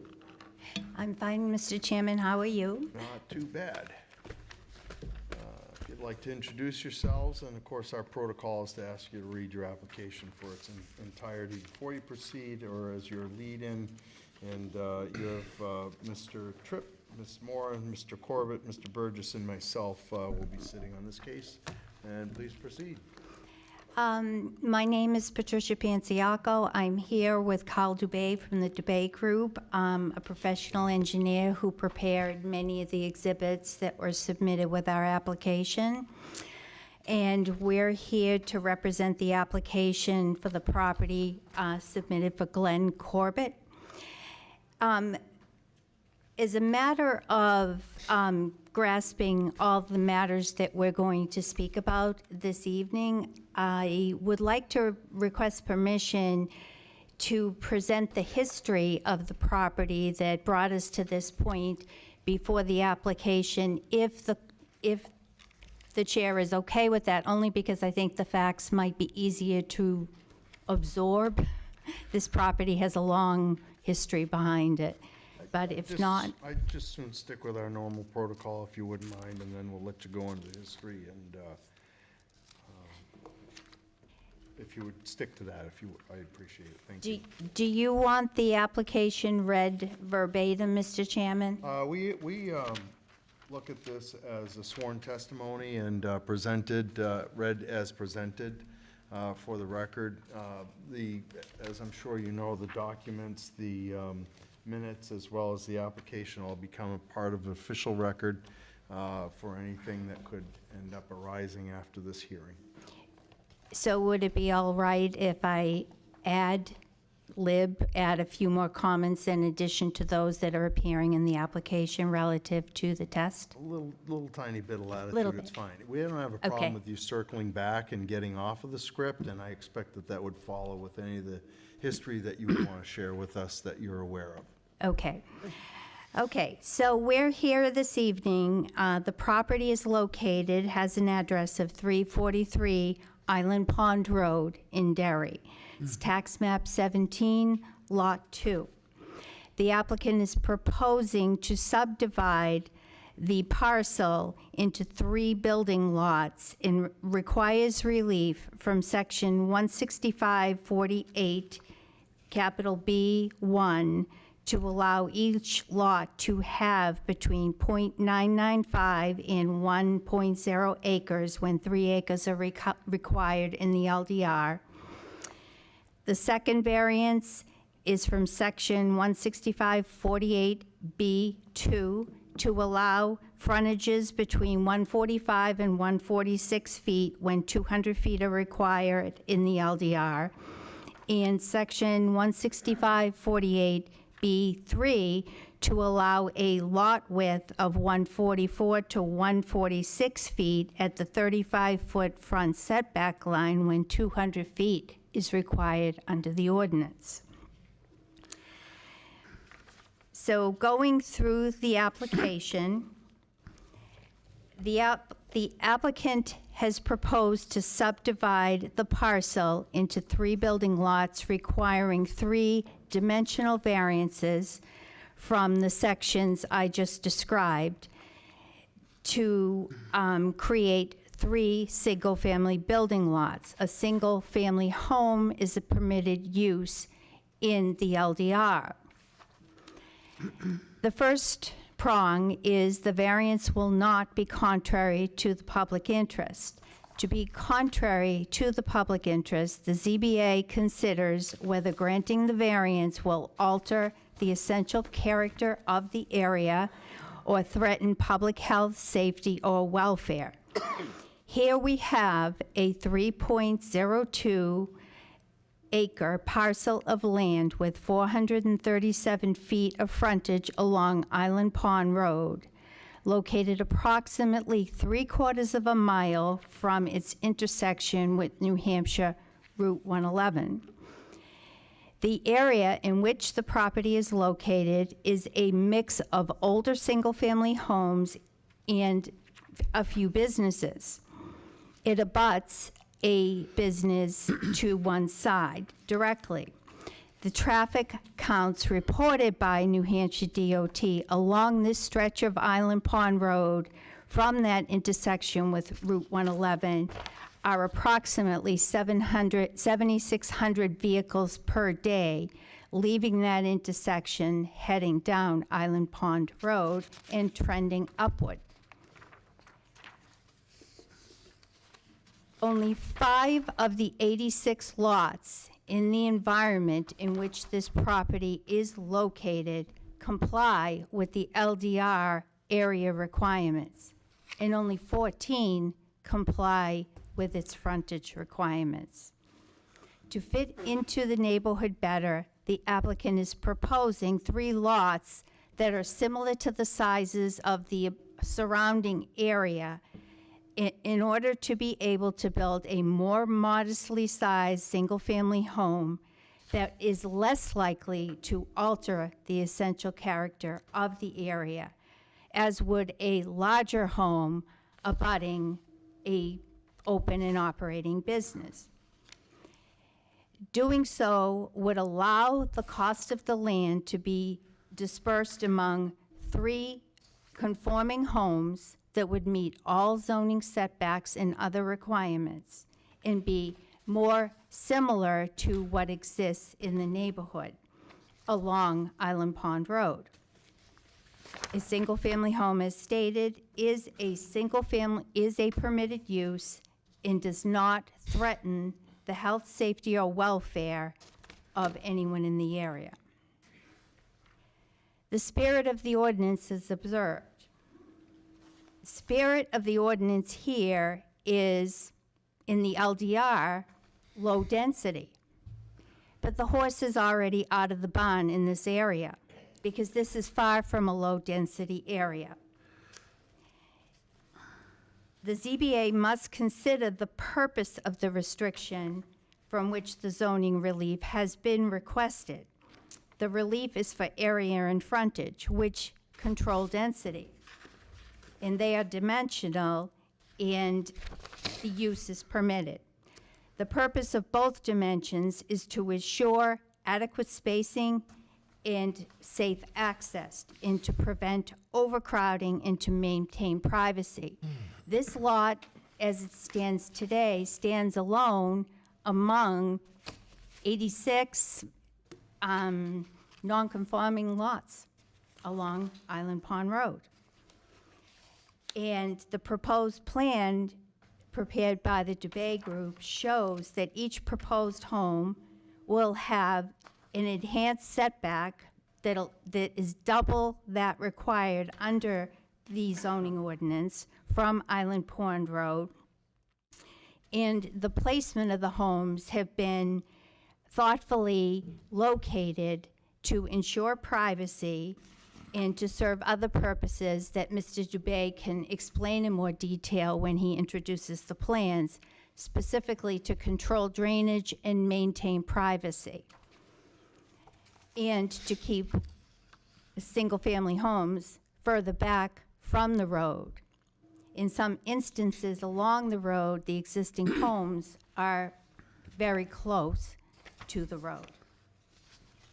Substantial justice requires the loss to the applicant be outweighed by a gain to the public.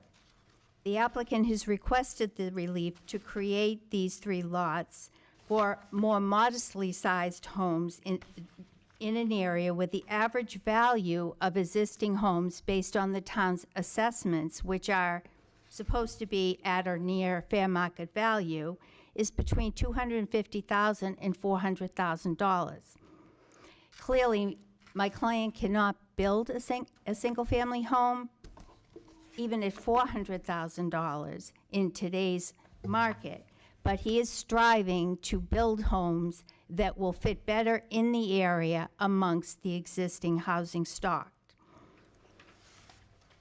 And that would fit better, in his opinion, than a $750,000 home on one big lot.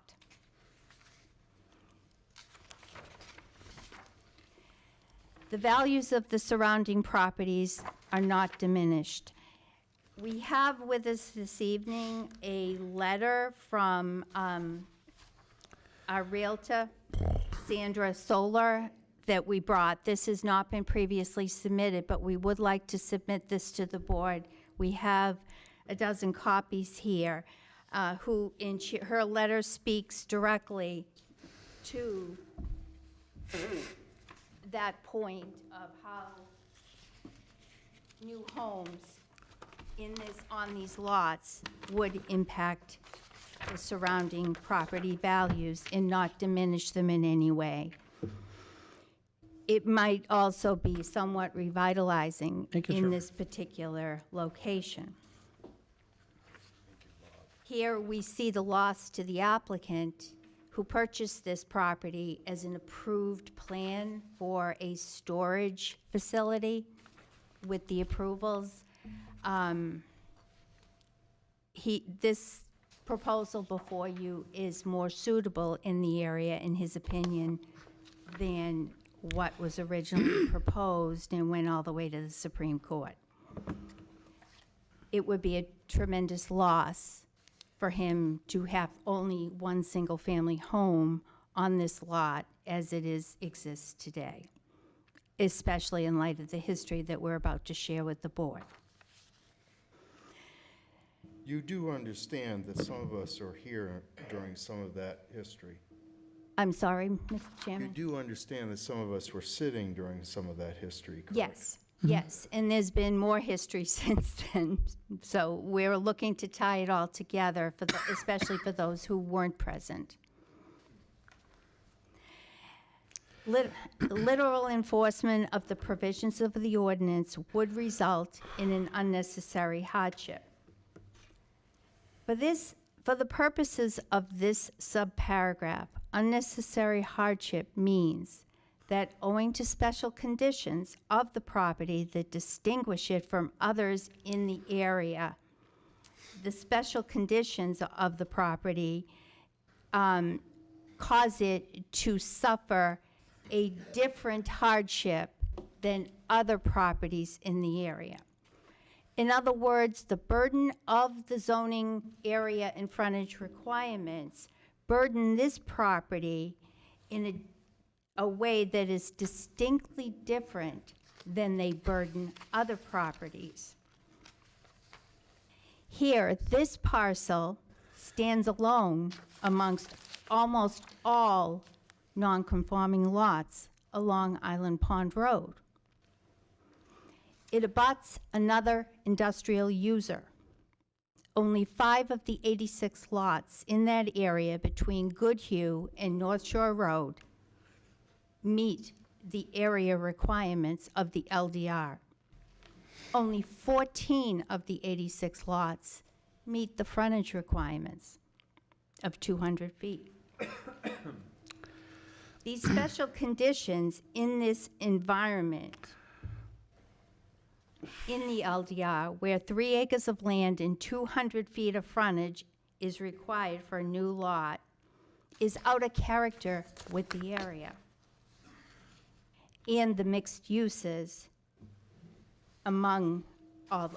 taking place on those lots, with up to 7,600 vehicles per day pass by the property. The property also faces several lots with more modest, older homes that have well less than 3 acres of land in very narrow frontages. There is no fair and substantial relationship between the general public purpose of the ordinance provision and the specific application of those provisions to the property. As shown on the proposed plan submitted with the application, 3 smaller lots with 3 modestly sized single-family homes will be a far better fit in this location than storage units. Because the lots are fairly deep, the homes can be staggered to maintain privacy and comply with setbacks. They'll also be set back further from the road due to the traffic. It will also create a more subtle transition between the older homes and the more modest homes along Island Pond Road and the larger homes that are far more expensive located to the west that front on Steel Road, on which do have 3 acres and 200 feet of frontage.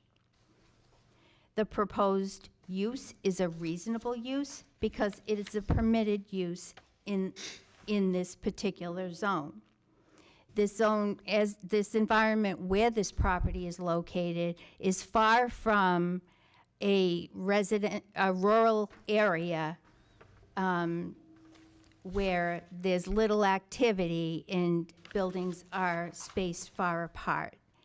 And for that reason, we feel that granting some relief for this property to allow its subdivision for use as a single-family residential purpose is more suitable in this location. And after learning the history of the property, we find that it will probably be better accepted by the surrounding property owners living in the area. That conclude? That's the application. It's hard to tell. You've given us a lot of data that's not written on there. The Well- reason that you submit everything in writing is so that this board has an opportunity to digest the information ahead of time and move the process along. I just make that note for the record, okay? A lot of the information, Mr. Have the Chairman, is in the opportunity to attachments. proceed. On the history? Your time's yours. Okay, thank you. So, and I'll try to be brief, because as you... You have meant- till 10 o'clock. Oh my, I won't need that long. Okay, so this subject property, for those who weren't present in the earlier approval process, was originally part of a 40-acre parcel that included the land on which the Steel Road lots were subdivided. It was owned by the Dickey family since at least 1963. And when Mr. Dickey Sr. died, it was left to Mr. Dickey Jr., and the same uses continued. The records we have in our possession confirm that as early as 1963, and perhaps back to 1940, the property was occupied by a very large industrial-sized garage, subject to numerous industrial uses. Beginning in '63, it was operated as Dick's Motor Service. Under a variety of other company names, there was heavy truck equipment hauling and repair, solid waste hauling and storage on the site, demolition and debris removal, and a junkyard. Not only did the former owners engage in these activities on this 3-acre site between '63 and 2014 under a variety of company names, they leased areas of the property to other contractors who engaged in the same activities. While reports to DES began in 1990, they came to a head in 2002 when DES investigated and issued an administrative order against the property and amended it in 2003 to add additional demands and impose more deadlines. On or about the same time, or within a year or two, the town took enforcement action against this property as a junkyard, which ended in a settlement, and I assume the junkyard ceased. DES did not release that administrative order until 2011. It was recorded in the registry at that time. So over the course of approximately 9 years, there was observations and investigations and compliance actions taking place here. In 2014, after that effort was completed, the property was sold to a Robert Allen, who secured a subdivision approval for the lots now located on Steel Road, located to the west, in about 2016. Due to the prior contamination problem, it appears, and I don't have firsthand information, but I've come to learn that Mr. Allen applied for a variance to build 130-plus storage units on the property. And the ZBA approved that variance despite a number of abutter protests, as well as the town council. And then the town council appealed the ZBA's decision, which the Superior Court upheld. When it was appealed to the Supreme Court upheld it and affirmed the ZBA's decision. In 2020, Mr. Allen sold the approved plan and the permits to an LLC, who sold the property to Mr. Corbett in 2003. But in between those years, 2020 and 2023, we had COVID, and steel prices grew exponentially. And my understanding is they're 800% more than they were at that time. During that period, the storage unit approvals lapsed before the project could be started. Now, with that background, my client has thought this through and read all this, and that is why he's here before you proposing a residential use. Because based upon all indications that he's had, that is what the neighbors would prefer, but perhaps not. But with that, if you don't mind, I would like to turn the floor over to Mr. Dubé so he can take the board through the plans. There's been a great deal of thought put into them, and I think he's the best person to explain it, as well as the other documents that were submitted with the application.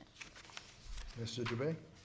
Hi, my name is Carl Dubé, and I'm not sure who's running the screen, but there was a color graphic that was included in the presentation, just a simple color up.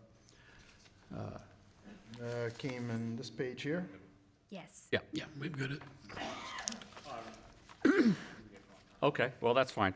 So that was submitted in the application, and it basically shows two color graphics, one reminding anyone looking at the application what was previously granted, which was a storage facility.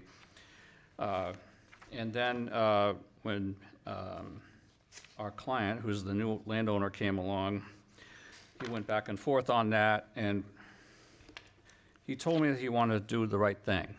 And when we looked at the project again, knowing the history, what people went through on this, and to reapply and do another storage facility, he said, well, why can't we just make it 3 single-family lots, and that would be about the same size and shape and density as what is in the neighborhood. And I said, well, you're going to have to go to ZBA for that anyhow. So he told me he wanted to do the right thing, and I thought that was the right thing also. So we put a plan together that basically shows 3 lots, and I wish I could put it up on the screen. But the board has that, and we not only did 3 lots, we did the test pits out there, we updated delineations, we did high-intensity soil survey, we did drainage, we did grading. We wanted to make sure the 3 lots worked. We did preliminary septic designs and everything, and driveways, all that. So what we ended up with, I can't point to it, but the front setback is not a lot of distance in this. Even though the 3-acre lot is required, the front setbacks are very, very small. And so we propose to double or triple those setbacks, or even more, out of trying to do the right thing and balance the neighborhood. So this plan actually considers that. It also knows, we all know that the Pete's Garage is right there on the left side, and that's existing, legal, non-conforming. That's a house across the street. There's the land right there. It was, Oh, that's helpful. yep, that's a house across the street, and that's the land there. It's growing up with weeds. It's mostly all gravel. They stripped everything out of it. There's some remnant, Jersey barriers there. It's growing up again. We did test pits out there, the hiss, all of that, and there's some puddling in the street.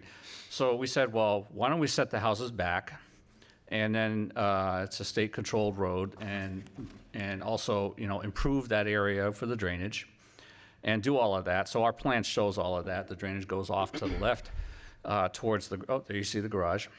And we wanted to also have our lot on the left side set back further to have a buffer out of respect for the existing garage operations, and we thought that was the best thing to do. So we have that all on the plan. We also did lot size by soil calculations. We meet the state standards for everything. The Derry lot size soils are very close to actually being in compliant for 3 lots. They're just under. I believe that they would have met those criteria if the previous user didn't over-excavate the land. There was a lot of loam there, a lot of operations there. That would have brought us to a, more of a 2-2-1 soil. We're more like a 3-2-1 soil. The soils are still good, but the seasonal high is, with less than 40 inches. So we were very, very brutally honest on all that. But actually, the lot soils by soils, when Glenn brings back in the loam and the landscaping and everything, would reflect a more complying lot, even at the 1 acre. So we did those calculations, but I can just testify that those will work very well. Pat also submitted some data sheets that we put together because we wanted to quantify what was out there instead of just waving our hands around and say, yeah, it meets the spirit and meets the density of the neighborhood for the most part. So we just did a strip of lots on the GIS and tax maps with the overlays. I won't get into any detail, but we list I think we did about 58 lots in that area. We did skip over a few that were state lots that were state style that didn't get developed or just very, very large. But any lot that was on the street, that had a regular house on it, that type of thing, we identified and listed the area, the frontage, and the front setback. We also did scatter plots of those areas to show and demonstrate that in a purple circle on a scatter plot that our proposed lots are indeed within that realm of balancing and equaling the neighborhood lot characteristics. And that data is pretty self-explanatory. I'd be happy to go through that with you if you'd like, but that was all included. So by reference to what Pat was saying about in referencing some of the data, that was basically what she had pulled from the tables on that.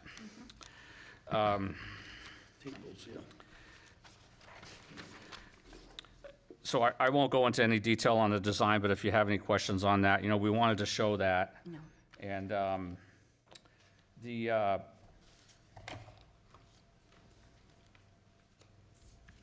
yes, so on this lot, Kat mentioned, we staggered the houses in a diagonal fashion. So the front setbacks are required at 35 feet. We did not want to put any houses on the front setback like that. We wanted to set them back. So, the first lot on the right side is almost triple that setback. The middle lot would be definitely triple that setback. And we would be willing to actually apply that as a voluntary restriction on these lots that would be deeded and carried forward to the planning board on that. And we actually show every house lot. We show the houses, we show the garages. They're very nice houses. One's a side entry garage at grade, so it's very wide, very nice. The other one's a front entry, similar to some of the houses across the street. And the other one is more of an elderly type of, single level living layout house that, we build quite a bit in the communities. There is a natural setback on the left side of 75 feet to wetlands that we are maintaining the building setbacks on. That also provides us a natural buffer to Pete's garage. And that lot, that house we show there, we're probably 4 or 5 times the setback to the front. And we have at least 75 feet to the lot line, and it's set way, way back. So it would provide another buffer to Pete's garage. That's really about it in terms of design and planning. Again, I was happy to take on this assignment with the new owner because we thought the staff in our office thought it was the right thing to do. It is the right thing to do to put 3 house lots on here instead of what we had proposed with you on the commercial side of things. And we think that comes around. And I know just as an owner of an engineering company, it makes me feel good that we would like to do that. And I know you have different criteria other than making people feel good, but we think we did a good job in making people feel good. We think it's fair and reasonable. We would meet all the state criteria on this. And I just hate to go back with a commercial plan on this. I think the right thing would be really to do the 3 lots. That's just more of a personal thing, but if you have any questions on the technical stuff, I'd be happy to. I love that. If you need any questions answered, I'd be happy to answer them. What's a high-intensity soil survey? It's, the acronym is HISS, but in your subdivision regulations, there's not only a minimum lot size per zone, in this case it's 3. It was changed to 3 at some point. But there's also a requirement for lot sizing by soil type in any subdivision for a single-family house lot that's on septic and well. You need to meet that criteria too. It does not rest with the ZBA, but it rests with the planning board and everything else in the LDCRs. But it does point to reasonableness. And so Derry requires you to do a bunch of test pits and do the topo and everything and calculate with all the soil typing and put it into a spreadsheet. And you add up all these little sub areas and it'll say, do you have a lot? Do you have 1.0 of a lot based on soils? Or do you have more, or do you have less? You know, where are you? And it's waivable, actually, by the planning board. And it's a good test. If we're asking for, 3 or 4 lots or something like that, someone who was really keen on things would say, well, not that it matters for the ZBA, but we're just wondering, do you meet the lot size by soils in the LDCRs? Are you at half what's required? Because if you're only at half what's required, that's kind of a little aggressive. Do you meet it? And so we are almost there. We're at 80 to 85% of a lot. But I can tell you, if we had put the loan back in here that was taken out with all the activity, though the HISS designations or the high intensity soil designations would have changed dramatically. And those calculations actually prove that we would have had at least 1.0 of a lot for 3 lots. It's just just a gut check. If someone's coming in with a 10-lot subdivision and they only, you're asking for variances and you're only at, like 20% of a lot, that's probably not there. But we're at 80 to 85% of a lot, and only because of the unique characteristic of this lot, which was, commercial for decades and decades, and used and reused. And, there was even recently there was a operation there where they were just basically selling loam out of here and just flattening everything. And that I know, because I've been on this site for a number of years looking at it, and I live in the area. I know that they probably shouldn't have taken so much loam off and left it gravelly and then weeded up like that. Glenn will be spending a lot of money bringing this unique lot back to what it should be, which is 3 house lots with the landscaping and the loam and everything else. And but that's a long answer to your question. But it is a very good it's a very good comparison point to see where someone is with an application. If they're looking for lot area relief and you're on septic and wells, the other question you might say is, well, do you need any well easements? Do you need any cross easements for nitrate setbacks and septics and well easements and across lots and everything because we're so tight? The answer is no, we don't. We don't need any of those easements. Each lot stands on its own very, very nicely, actually, as a single-family lot. All the wells and well radii are within their own lots or within 10 feet of the property line, which meets the state criteria. But you didn't do any deep digging. Yeah, we did. Did you do monitoring wells? That's what I thought I was going towards with the HISS survey. We did the test pits to meet the HISS standards, right. Which the town would be required to do. So we did a bunch of test pits on that, and this property's been surveyed by more than one surveyor as well. So we have a lot of history on this. We did the test pits for the HISS purposes of sizing the lots. Right. I know that there is a big history behind this with the state and having it cleared and all that environmental, and and then work was done to flatten everything. And I understand that, even if you had a condition of approval that would basically say that the environmental reports would be reviewed by the town or something like that, that would be appropriate for any project. Would you do monitoring wells? If the state made us do monitoring wells, yeah, we would do those. I mean, I'm bringing this up because we've introduced the history of the lot, and I know why the decisions were made by this board. Absolutely, yeah, and that would be a fair. there wouldn't, I can't imagine someone saying, I wouldn't want to do them. You know, we want to protect the environment, and we want to do this right, and there shouldn't be any reason why we wouldn't do a monitoring package, and have town staff or your consultant review that. I mean, That's appropriate. Mr. Allen's testimony was that he didn't know what else he would do with this lot if it wasn't a storage facility, because he would feel apprehensive about disclosing contamination to groundwater, right? That's what I'm getting at. Okay. I mean, you've introduced history here, so I want to be Okay, clear yes.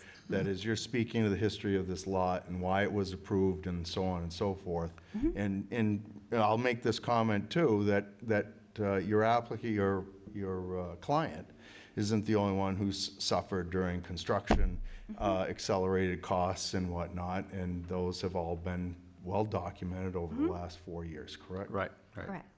We're not raising that issue with the COVID. You're absolutely right, Mr. Chairman, as being a hardship, that part of it. But the contamination this property has suffered and the remediation that's taken place, it does cast a shadow, if you will, even though it's been quite some time. That is part of the hardship that he's dealing with here. We understand. I Yes. can tell you that as far as my argument goes and what this board went through during that time period and the challenges that we had both intercommunity, and we're not the first zoning board to be sued by our own selectmen, but the challenges and what was noted in the minutes of that whole process in multiple meetings, as well as not just a de novo hearing, but also an actual trial on the merits of this, right? Yes. And I don't know if you've seen all those minutes and whatnot, but again, you've introduced the history to this and why this is significant, so I want to make sure that there's a balanced narrative going on this. Absolutely. And the other thing too, it is part of the public record and it needs to be addressed. It's illegal to hide it, if you will. Yep, okay. So that is, and it is part of the hardship. We've been pretty open about it.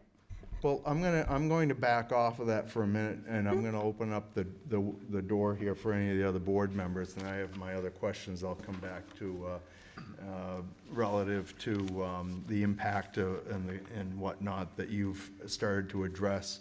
Anybody else have any questions, Mr. Corbett? I might cycle back to the soils after, but first I'd like to just want to say I did like the characteristics chart that was provided. But with that, looking at what we're asking for, you know, I'm seeing we got to subdivide to 3 lots, each of which is going to have less than the required area, each has less than the frontage, and each has less than the width. The points that were raised, you know, we've got the moderate-sized properties and houses around the area, but the direct abutters, you know, next door is just over 2 acres on one side where the garage is. Looking at about 3.5 on the other side. So to go from a 3 acre to 3 1 acres with that, you know, I would have a concern that that does then starts to go more against what's there. So my question is, why 3 1 acre lots rather than cutting it, you know, to 2 lots where you'd only be looking at your acreage concerns, but you'd be meeting the frontage, the lot width, and less non-conforming structures? Well, and in your packet, you have the colored GIS/tax maps of those characteristics, and you can also take the Google image and turn it to the right. You can see the property that you just talked about, sir. The other way, across the street. And I'm sure, you know, maybe the neighbors are here, but that's the house there across the street.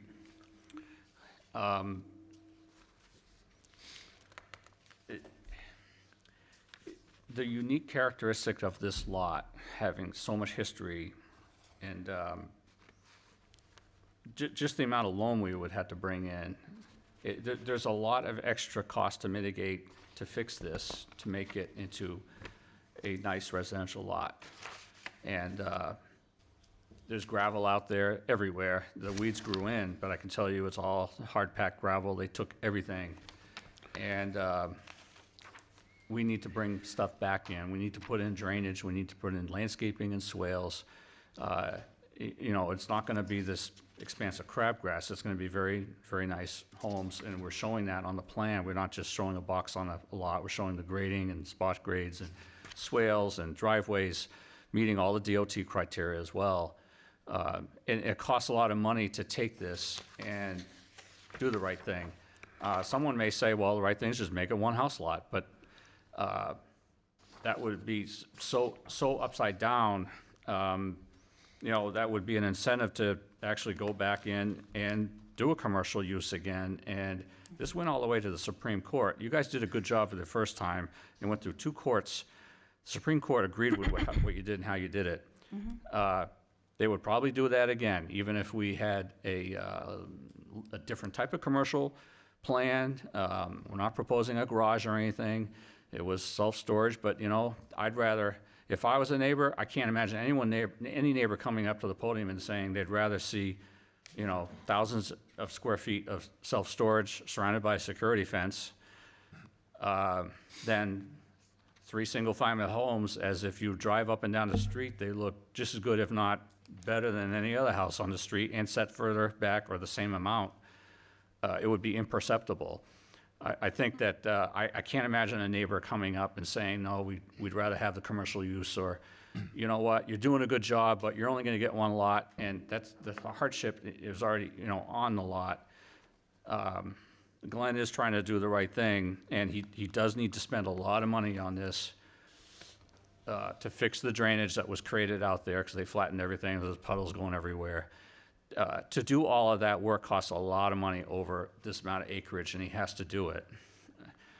To have 1 or 2 lots, it's totally upside down. It's a great flat lot, and the court's already said it once. I don't want to have to come back and do a commercial use. He's doing the right thing, and I like that. I'm just gonna interrupt there. You keep going back to the commercial use, but the variance expired, and the board has turned over since 2018. So, for lack of a better term, the threat of a commercial use to me isn't valid, because it would have to come before the board. So that's why I'm keeping my question to why 3 non-conforming lots than just 2. So with all due respect, if we could just keep it to the lots, not commercial use, I would respect that, because the commercial use has no impact on what I'm thinking tonight. Well, if you look at the figures that we gave you on the tax GIS lots, you could see the lots there. You could see them. They're narrow. Look at the tables. As a matter of fact, even if you do an average, what I don't really like to do, I like to do weighted averages to get the sense of the aesthetic. But even if you look at the tables that we already gave you, and I think you see that you have that in front of you. Just have to find it. The average of all these was 1.5 acres. And that includes all these strips of lots.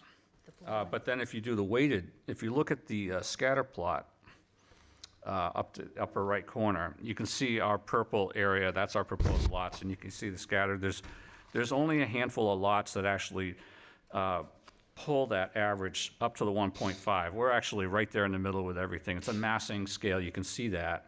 We're right there, right with the rest of them. And if you look, if you scan those, look up and down that table, those areas, 0.8, 0.63, you know, there's a ton of those. And we're at 1.5, so that's average. Same thing on the lot frontage. The average is less, it's less than 200 feet. It's 175. But if you look at the lot frontage as a scatter plot with the weight, and that's the middle diagram, you can see our purple circle. That is our proposed lots at lot frontage. And you can see there's only a handful of lots that skew that number. I mean, if we did a standard deviation and all the statistical stuff that goes with that, we can absolutely prove that the weighted value of this really, really is probably 150, 140 feet, and that's what we're proposing. Likewise, front setbacks. We're well within that range. There's only a few outlying lots that have a greater front setback. So I can't imagine, we quantified this because we knew someone was going to ask. And it's very hard to say subjectively, well, yeah, it looks great. Well, give us some data. So we did. We told you what lots we did up and down the street and showed them. And I mean, it's pretty evident. It's pretty alarming, actually. I thought the data wouldn't look so good, but it is what it is, and we're right there in the middle of everything, and we thought that is reasonable. But you have a total of 58 parcels listed in this graphic, right? Right, and I see.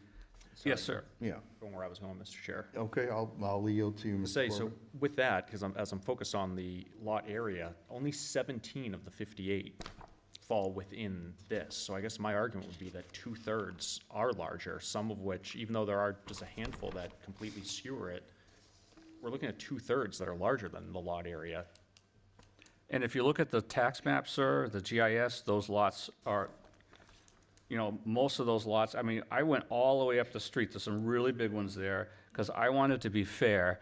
I thought that if we stopped early, you would have said, oh, Carl, come on, you just stopped early. You didn't go all the way up and around the corner and way up the street, way, way up. And we did that on purpose, because even if we showed those bigger lots that you talk about, sir, we're still within that standard deviation. We're actually within the 2 standard deviation of a curve statistically. We're right there. And I know that I don't know how much more I could show to prove to you. I should have just chopped some of those big ones off and just submitted it that way. But we're trying to be honest about it, and we're still, certainly in the ballpark on that. Well, Mr. Corbett's point isn't mine. If I'm interrupting you, Mr. Corbett, I'm trying to stay on the same page with you, right? And my question was, you have 58 parcels that you're looking at here, but this board has historically identified that the zoning board, that the zone here gets skewed automatically because it encompasses properties which are old camp lots down around Island Pond, right? Now, you may not have included that in the 58, which is where I was going with this, but we understand that the zone criteria wasn't perfect, but it was purposeful for this community, right? That's correct, and that's why we did not include the camp lots. It was very, it would have been easy to include them because they're very close by, but that's not the right.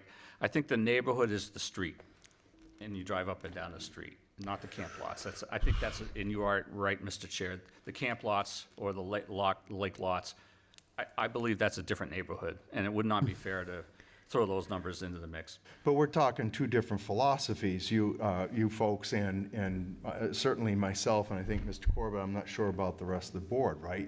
And that is that you're using the data that's along the road, and this isn't the only thing that I'm focused on right now, but I want to make sure we fairly cover this for the record, correct?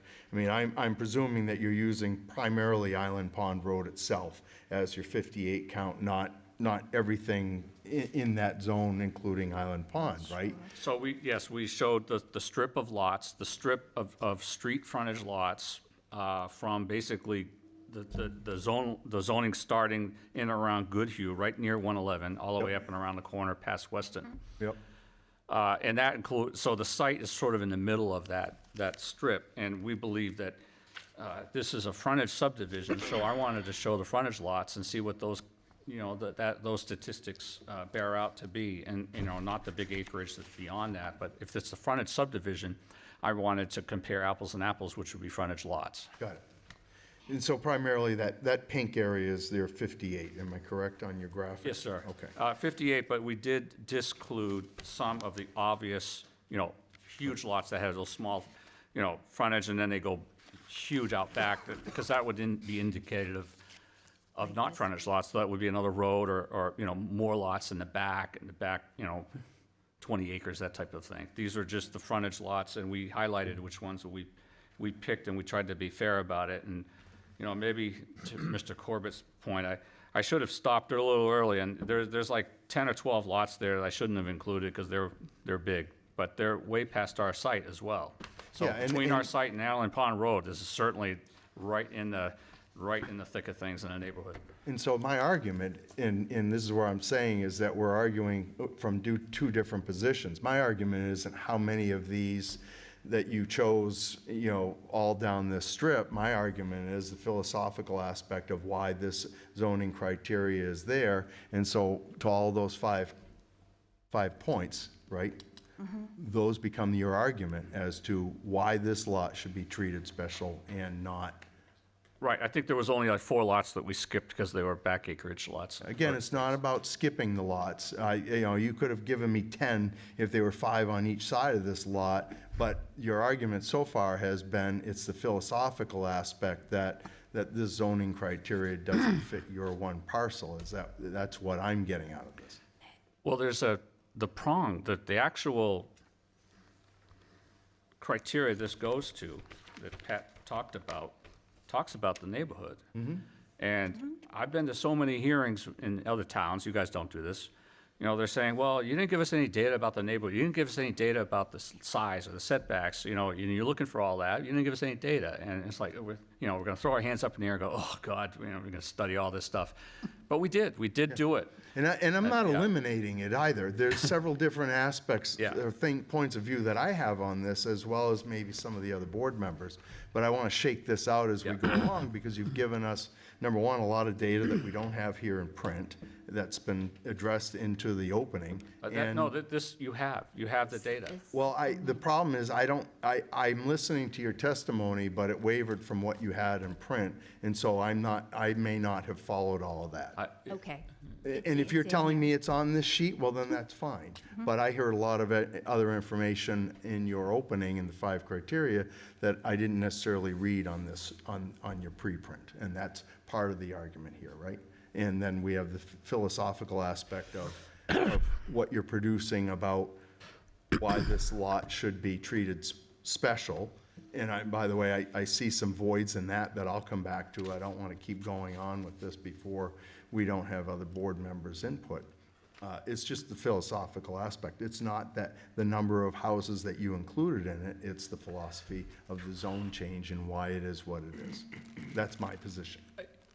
I still don't understand what you're talking about philosophy, but I'd like to hear more about that, because we can answer those questions. I've never been asked a philosophical. It's why the planning board and the town council approved the zoning criteria for that area of the town, right? They do it for a reason. They're following a master plan, they're following a whole criteria of ideas that they think are appropriate for the community. That's what I'm referring to, and that's what the 5 criteria by statute evolves around. That's correct. All right. Yeah. So now we understand. I understand your numbers. I understand you produced data, and you understand where I'm at. And I think Mr. Corbett may be there as well, which is the construction of the zone and the change that was made. Mr. Mackey, do you remember when this zone changed, the criteria? Late 80s. Late 80s, okay. You looked lonely over there. I wanted to include you in the discussion. Just my last point, for the record, I would never discourage you from adding more information. I really thought this was a great sheet. I appreciate it. I appreciate the extra work that you guys put in to go that far down. So I don't want you to think that something like that is a negative against you. Okay, if I could add a couple things to what Kyle had said. I only find 6 lots listed under the area on that sheet, the neighborhood lot characteristics that actually comply with the 3-acre requirement in the LDR. And those were some of the things that I was mentioning early on when I went through the application. Right. And you only have 6 out of the 58 lots. That's a very small percentage that actually comply. One other thing I wanted to point out too, the lots that are directly across, I understand that one abutting lot 001, where the existing repair garage still operates, that doesn't comply with zoning. It's 2.26 acres. Which parcel is that again? The one that's shown is 001. It's abutting to the left where the repair garage is operating still. Pete's Garage? Yep, that's Okay. 2.26 acres. That's a grandfathered lot and a grandfathered use. Well, we don't go in and tell him he's got to remove his garage. I understand that, but that one does not meet the LDR requirement, is my point. But on the other side, I realize that does comply. But if you look directly across the street, all 3 of those lots are underside. Those are 3 direct abutters, and the frontages are fairly narrow. Well, I understand that. Yeah, but I'm that just happened- pointing that out. That happened prior to zoning changes, right? I understand that, but I think Mr. Corbett had pointed out that the lots on either side of the subject property were fairly large, so I just wanted to clarify that. Okay. And Mr. Corbett? furthermore, only 25% of the lots of the 58 meet the frontage requirement. Only 1 out of 4, that's it. And then only 10% of the lots of the 58 meet the area. So that, like, I think that pretty much says it right there. Those are the facts. No, So- understood. I think, I'm sorry, Mr. No, Chair. no, I- Frank, go ahead. I think where it's stuck and listening to the philosophical sides of it, the points I understand, I accept, I respect, but where I would look at, and I think where Mr. Perkins was headed, was of all of these properties, how many of them were built after the 80s? Because that's likely why the rules were also changed. Understood. And are you telling us that if somebody had some land anywhere along this, that they're supposed to be able to just be approved, that we should just toss aside the decisions of the planning board or the town council or the selectmen, whatever? Absolutely not. And No. the hardship goes with this land. And I think you would have, this is probably the only lot in Derry that I can think of that's in this zone, that's surrounded by all these all the houses like this. It's very, very unique. I can't think of one other lot in Derry that has the same characteristics of this, the same history, the same issues, and then we usually don't go before a ZBA unless it's really compelling. And we thought that and you did the right thing on the last one, and you're right, everything's de novo. This is de novo. We believe that 3 lots met all that criteria, and it was very, very unique. We wouldn't be, you can't give this to everybody. 'Cause 3-lot zoning is 3-lot zoning. Why would you give us, the 3 acre, the 1 acre? Right. Why would you do that? Everyone else is gonna come before the ZBA every, to load up your agenda. But they can't say that their land was subject to all of these challenges, and we have a solution. So you can point to that. But and be what very are the unique. challenges? Is it the amount of loam that you have to haul in here? That's only one of the challenges, but when you go to, when we actually list out several unique characteristics of this lot that mean something in zoning, you can't dismiss it and say, well, philosophically, we're not sure about that. That meets the prong of the unique and the hardship, that there's a disjoint between the purpose and the intent of the zoning ordinance and this particular lot, and trying to bring it back to meet with the others. And that's actual disjoint between the purpose and the intent. That's criteria number 5. And there's another section of that that basically says, is it reasonable? Sometimes someone will prove that disjoint, sometimes they'll prove the unique, they'll prove all that. But the last question, and it's in here in state law, says, is it reasonable? And usually it's, does it look right? Does it feel right? Does it match the neighborhood? Does it meet DES criteria? Would it meet DOT criteria in this particular case? Is it the right thing to do? That's what, is it reasonable? And you can look at the plan and, I can't imagine anyone saying that those 3 lots, the way they're designed, they're beautiful, and that is absolutely reasonable. I can't imagine someone saying that's not reasonable when we prove that it is. And in the courts, they usually just say, would you get a DES permit for that? How many waivers do you need when you go to a planning board? Those 2 questions. And does it look good? I can't imagine anyone say it wouldn't look good. So that's the last part of the 5th prong. So if I may, what we have, though, is a property that could be used for a single residential structure. It would meet most all of the requirements, save for possibly, 1/100th of an acreage for the frontage, or sorry, for the total area. But instead, when we're talking about reasonable, we're now requesting 3 non-conforming lots that each have 3 separate areas of non-conforming. That's Right. where I'm struggling to hear, why do we need to have 3? To restore the land to what it should be. And also, very oftenly proved that, a ZBA can't say, well, you're looking for, 3, why can't you have 1? That doesn't go very far. You really have to be compelling on the other criteria. You can't just say, well, you know what, I like it, but, just do 1. That's why we're here. If we were only 1 lot, we wouldn't be here. and we have to put the money back in to make it look right. But part of your argument is cost, right? I mean, this is what I'm hearing in the Reasonable use. testimony, is you need 3 to equalize whatever. Well, to But put the, the, but the, mitigate- but the property mitigate the across the property. street from you that's being developed right now is being marketed at around $800,000. That property came before this board. This board gave that approval. The abutter asked for that to go back from the roadaways, specifically because the developers of that property, of his property, scraped all the loam off of it and made it more difficult for them. In fact, they have my recollection is they have a contour in their land slope where the developer for their home stopped stripping the loam, and then there's this berm that goes up to the property that's being developed now at $800,000. So how do you say to us that we can't just use one excuse, which I don't believe you're going to find, whatever we go? I do believe this board is fair, but you're also telling us the same token that you can't get your ROI back, your return on investment, or your client can't, unless he builds 3 houses, and yet you're telling us the cost factor is the issue when you have an $800,000 house being built across the street. I think it's well, subjective. I saw those plans out back. Yep. And there's a lot more issues with those plans than, we have beautiful Not talking about Steel rectangle- Road. I haven't gotten there yet, but I am Okay, talking but about the I one know there's across the other road. issues with those lots, and I can go through them with But you, I'm not I don't want to talking talk about about another Steel Road. application.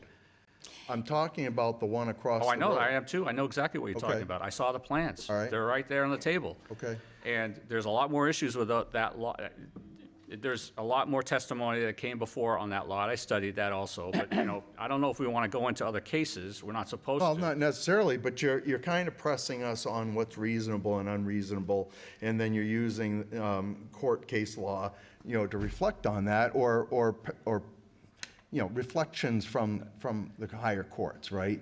But in the end, it contradicts what you're trying to portray to this board right now, and you still haven't been able to really, your answer to Mr. Corbett's question is, well, it's reasonable, can you get a septic in there, can you do this, and I get all that, but at the same time, it doesn't change the matter. In my view, at this point, we're still in the infancy of, I think, of this hearing, but it doesn't change the fact that you could get the same thing on the property that you're working on. If you would like us to compare, since you brought it up, across the street, I'd be happy to come back and compare. I know that lot very, very well. I know the challenges on that lot. I know the geometry, I know the setbacks, and we'd be happy to do that. We're not But they're supposed still to, but if the building chair's an asking me to $800,000 compare it, home. I mean, we're giving you everything, but you're saying that, well, it doesn't make any sense. I need to know, like, if you want more information, we'd be happy to give it. Well, we're not there yet, and Okay. I will tell you that we're trying to be succinct in our questions, but I don't think we're getting succinct answers back, and, I don't need to debate about this property. I'm sharing with you the merits that I know so far, nobody else has had a turn yet, but Mr. Corbett and I are going to, and you kind of keep talking around that, and If I'm talking around that, I apologize. You asked me about specific data on the tax maps and GIS and the tables and graphs we put together. I answered everything you asked me to. well, and Then you know. started asking me about philosophy. I'm trying to answer your philosophy I'm questions. sure you realize that if I sit here and I mum and I make a decision at the end and I don't address these issues, what happens? It gets appealed, correct? I'd be happy to answer the questions, but I can't But just you say. didn't just you're- answer that question. Mr. Chair, you're saying, I don't want to argue with you, but you're saying there's a philosophical question I have and you haven't answered it yet. I need to know what that question is We and I'll answer haven't it. gotten there yet. Oh, okay. You Well, keep I thought you said dodging we did. my All right, point. that's going around in circles, but that's not fair. Okay. You all set, Mr. Corbett? could I make one other comment? We need to make this point of order. Sorry, yes, Sure. just one moment. We want to tell you, table. I'm going to yield for just a second. Sure.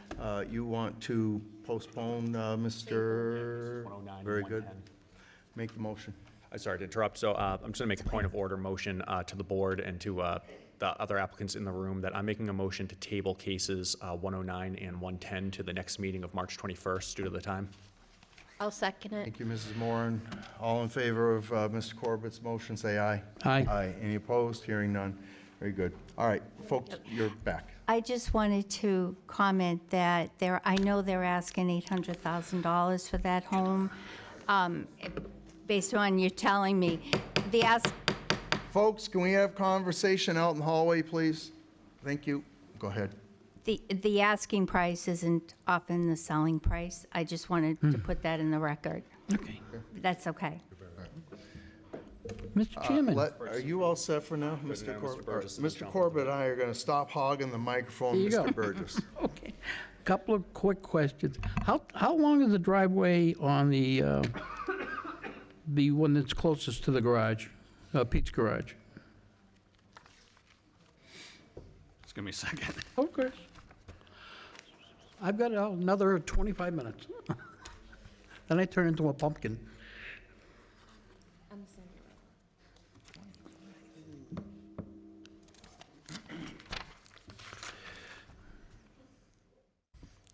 I'll take my scale out, but it's Sure. about 150 feet, somewhere around there. Okay, so you know that's got a different driveway. It would be a wider driveway. Yeah, correct.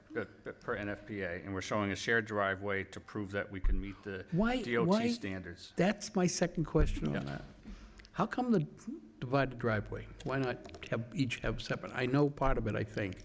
We wanted to prove that we could do this and meet the DOT regulations. The existing curb, this is a lot of record that had at least 2 driveways.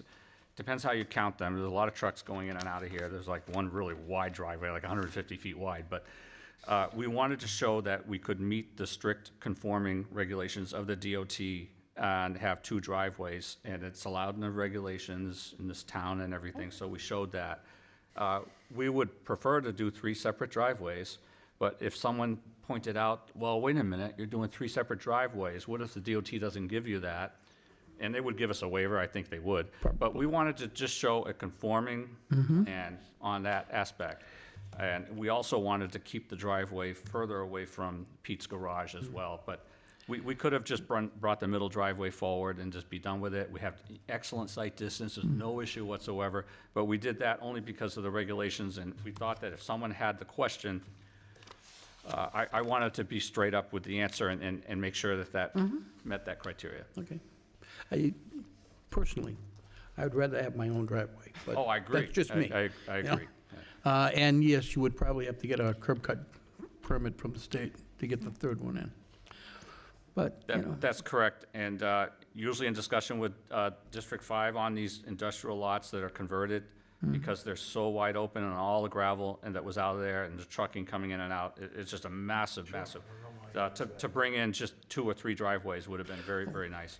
one of the other things that I've got to point out that I don't think anybody brought up yet, Mr. Allen, the former owner of the property, spent a lot of money digging up all of this property and sending it off to Portsmouth to be contaminated and filled it in with sand. That's why you have so much sand on the property, is from what I've understood from the last time. I was on the board when we did this last time, and he spent a lot of time and money. He ended up, there was a lot of stuff that was topical that was sitting on top of the soil, but they dug up an airplane. Oh, on you the heard prop- that, yeah. Yeah. I heard that too, They yes. dug up an airplane on the property after he had thought he had taken care of everything, and all of a sudden they say, oh yeah, and we just pulled up a plane. So that might be one of the reasons why there's a very sandy soil there. So, that's all. Okay, All right, I'm sorry, I have another question popped up as Sure. Mr. Burgess is talking. Looking at the map, this should be a quick clarification, I hope. Pete's Garage property, you've got it called out as map 17, lot 01. But then across the street, we're also showing map 17, lot 01. Is that a typo, is that correct? I'm not sure. I'd have to look at that. It might be a typo. he's at one. Not sure. Unless it's a sublot. Which one are you talking So I think it might be helpful to get a list of questions. and- 005-001. Okay, thank you. That's, it should be 005-001, I believe. Ah. Where did you end up Is that the resolving on 5.8? Oh, okay. Oh, I see, yeah, okay. This must be 017, right? It's another 001 lot, but it has the block of 005. 005 in front of it. Yeah, and that should be corrected, yeah. Got it, thank you. Okay. Just 05 or 005? It's 17-005. 005, 001, right.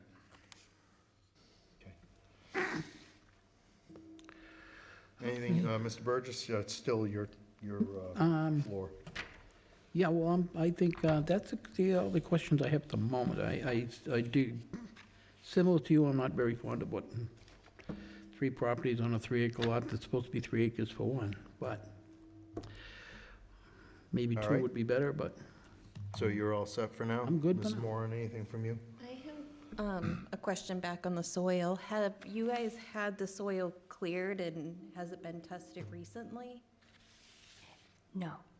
I think, it has not been tested recently.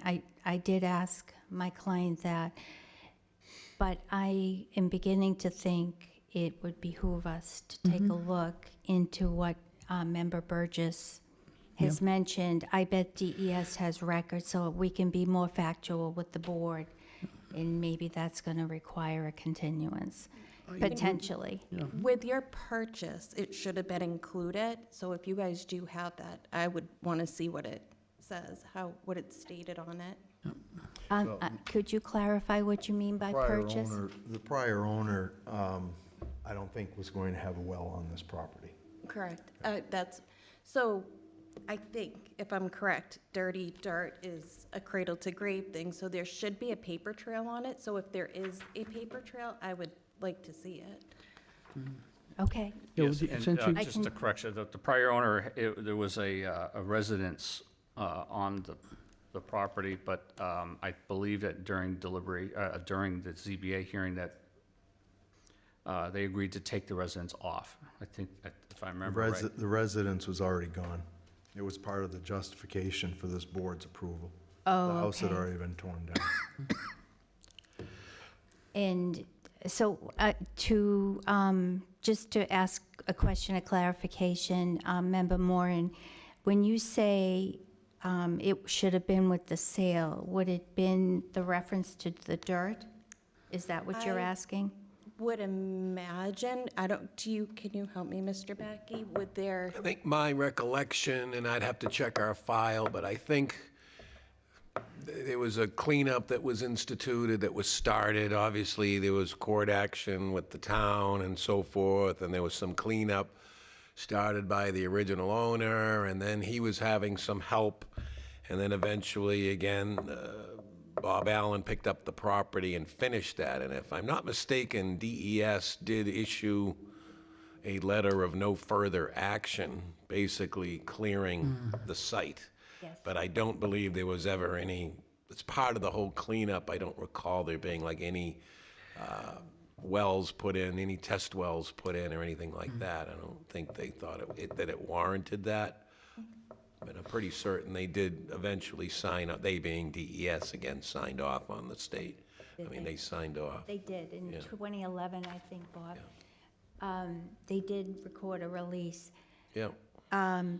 But this problem was not disclosed at all to my client, from what I understand. But that doesn't mean we shouldn't look into it more. That's since you're going to be putting a well in, Yes. that's, you may want to find out if the water's good or not first.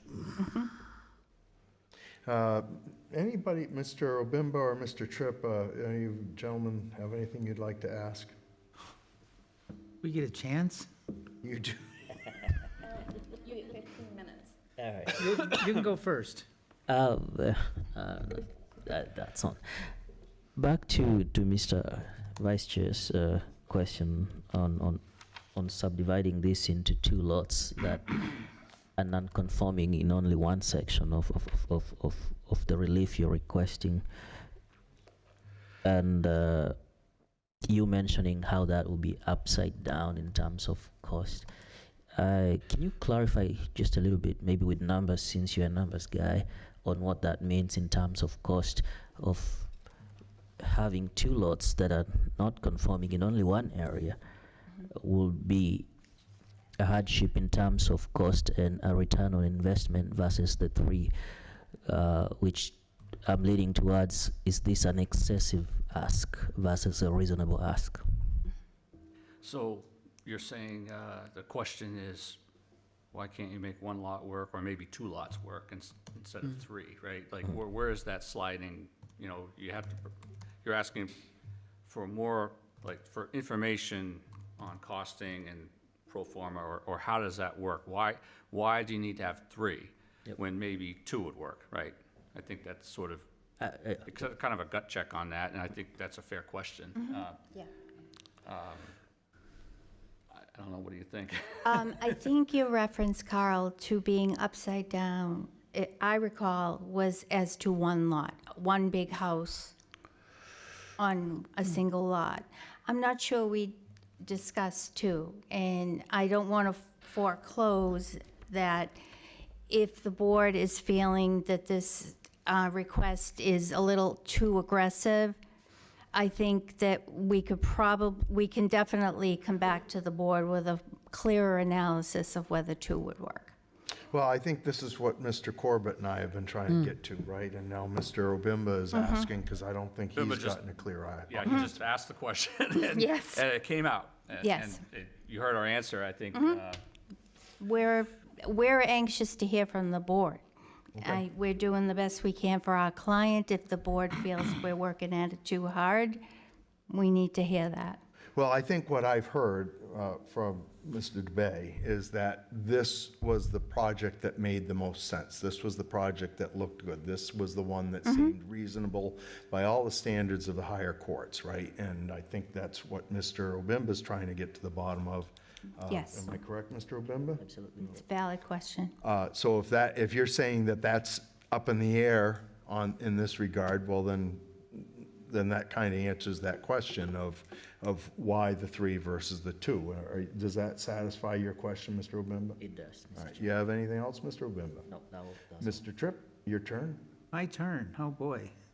I'm interested in why three lots too.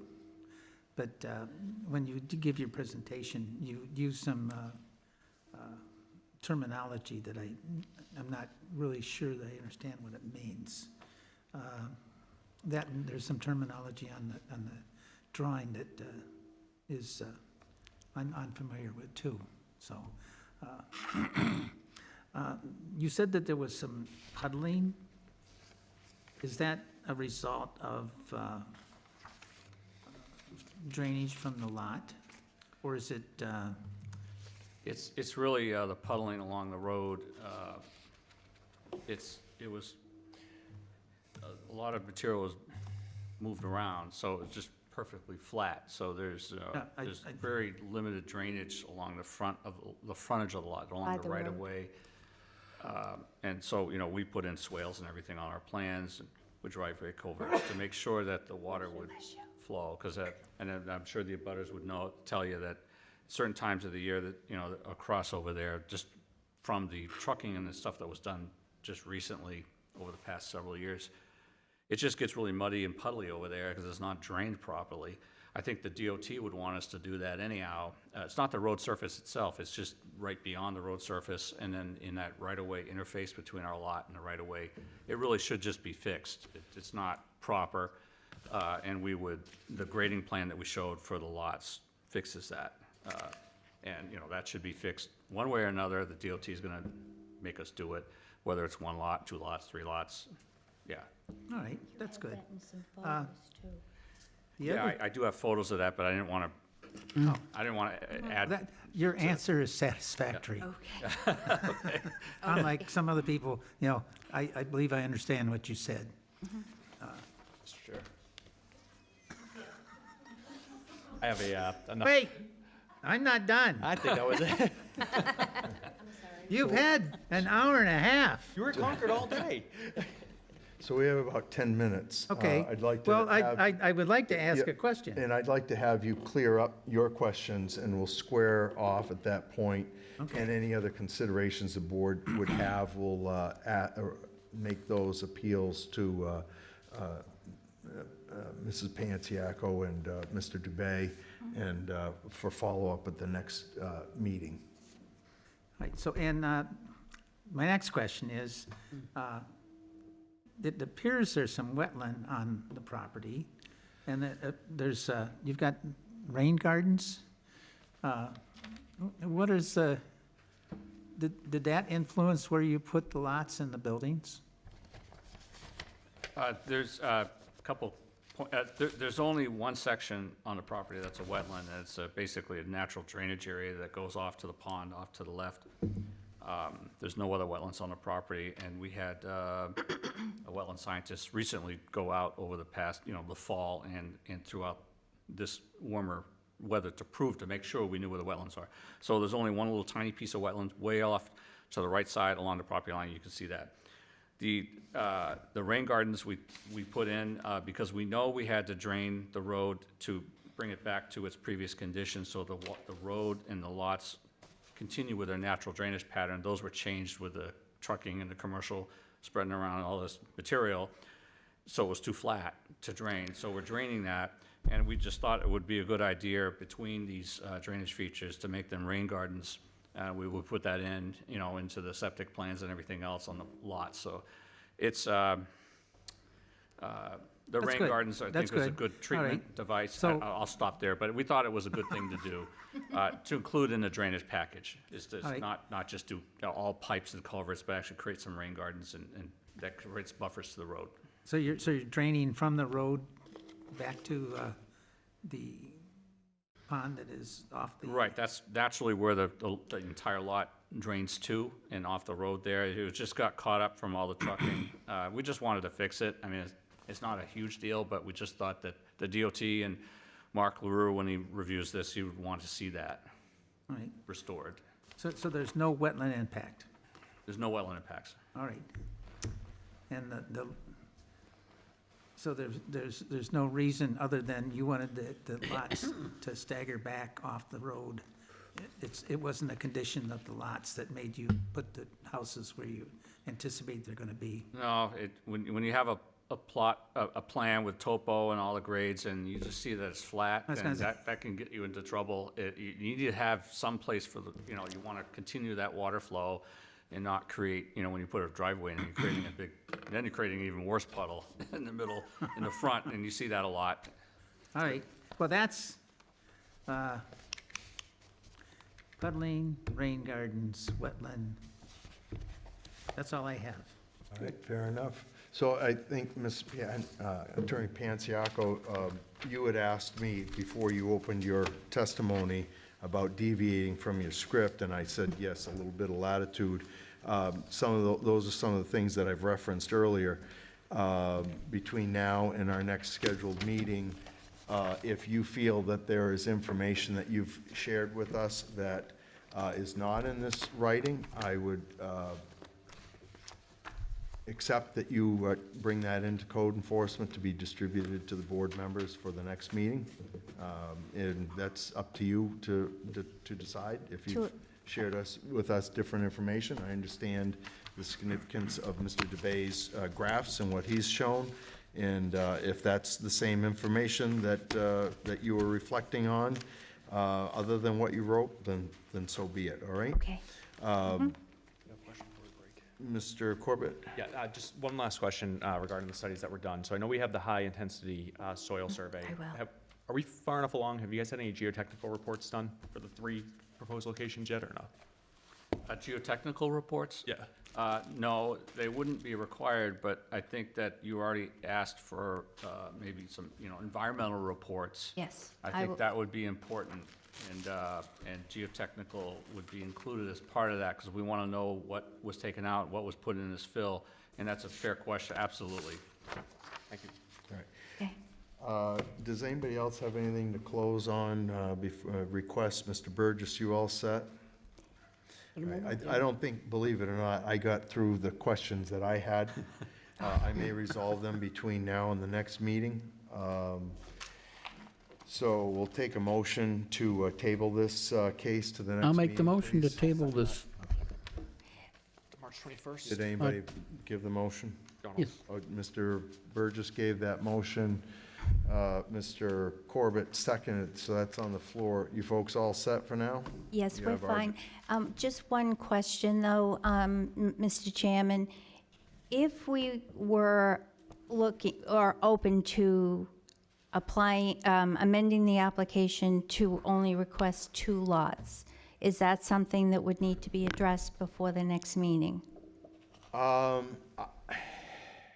Well, you know, it has never been beyond this board to amend as things are going on and Okay. as problems are evaluated. I think that's fair to say. I Okay. think that we likely would be, if there wasn't something, as we go along, because we're not through all the questions yet. I had some others, but we just couldn't seem to get off of those original 2 questions that I had.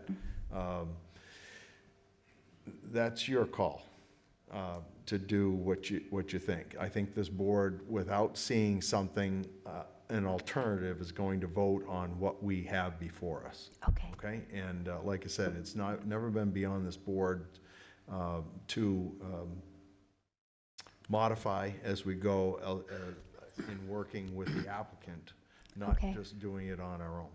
But we do structure our motions, and we structure them based off of what you've presented to this point. Okay. If you wish to modify it when on do you your need- own, then that's fine.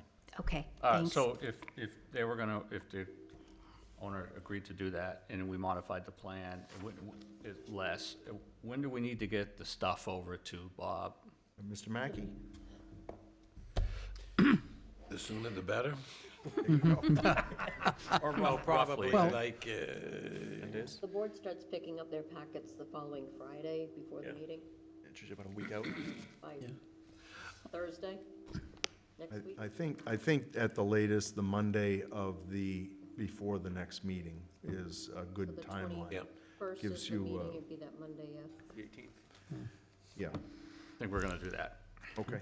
Okay, we will do that and make things clearer. All right. Is Very it- good. Gather that is this the time to, So that motion stands, and all in favor of tabling this case to the next meeting, say aye. Aye. Any opposed?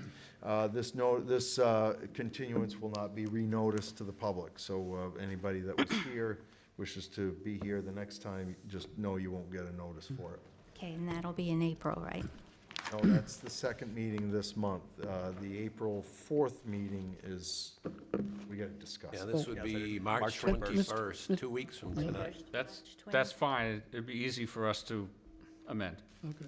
I was gonna say, shouldn't we also, if they need to have a delay, if for some reason you can't get all the information, you can always talk to Bob and see if we can. Okay. Yeah, it okay. doesn't look like we'd be having a meeting on the 4th because the council has taken the room for a budget workshop, so it would more than likely have to go to the second meeting in April Okay, if you can't make it.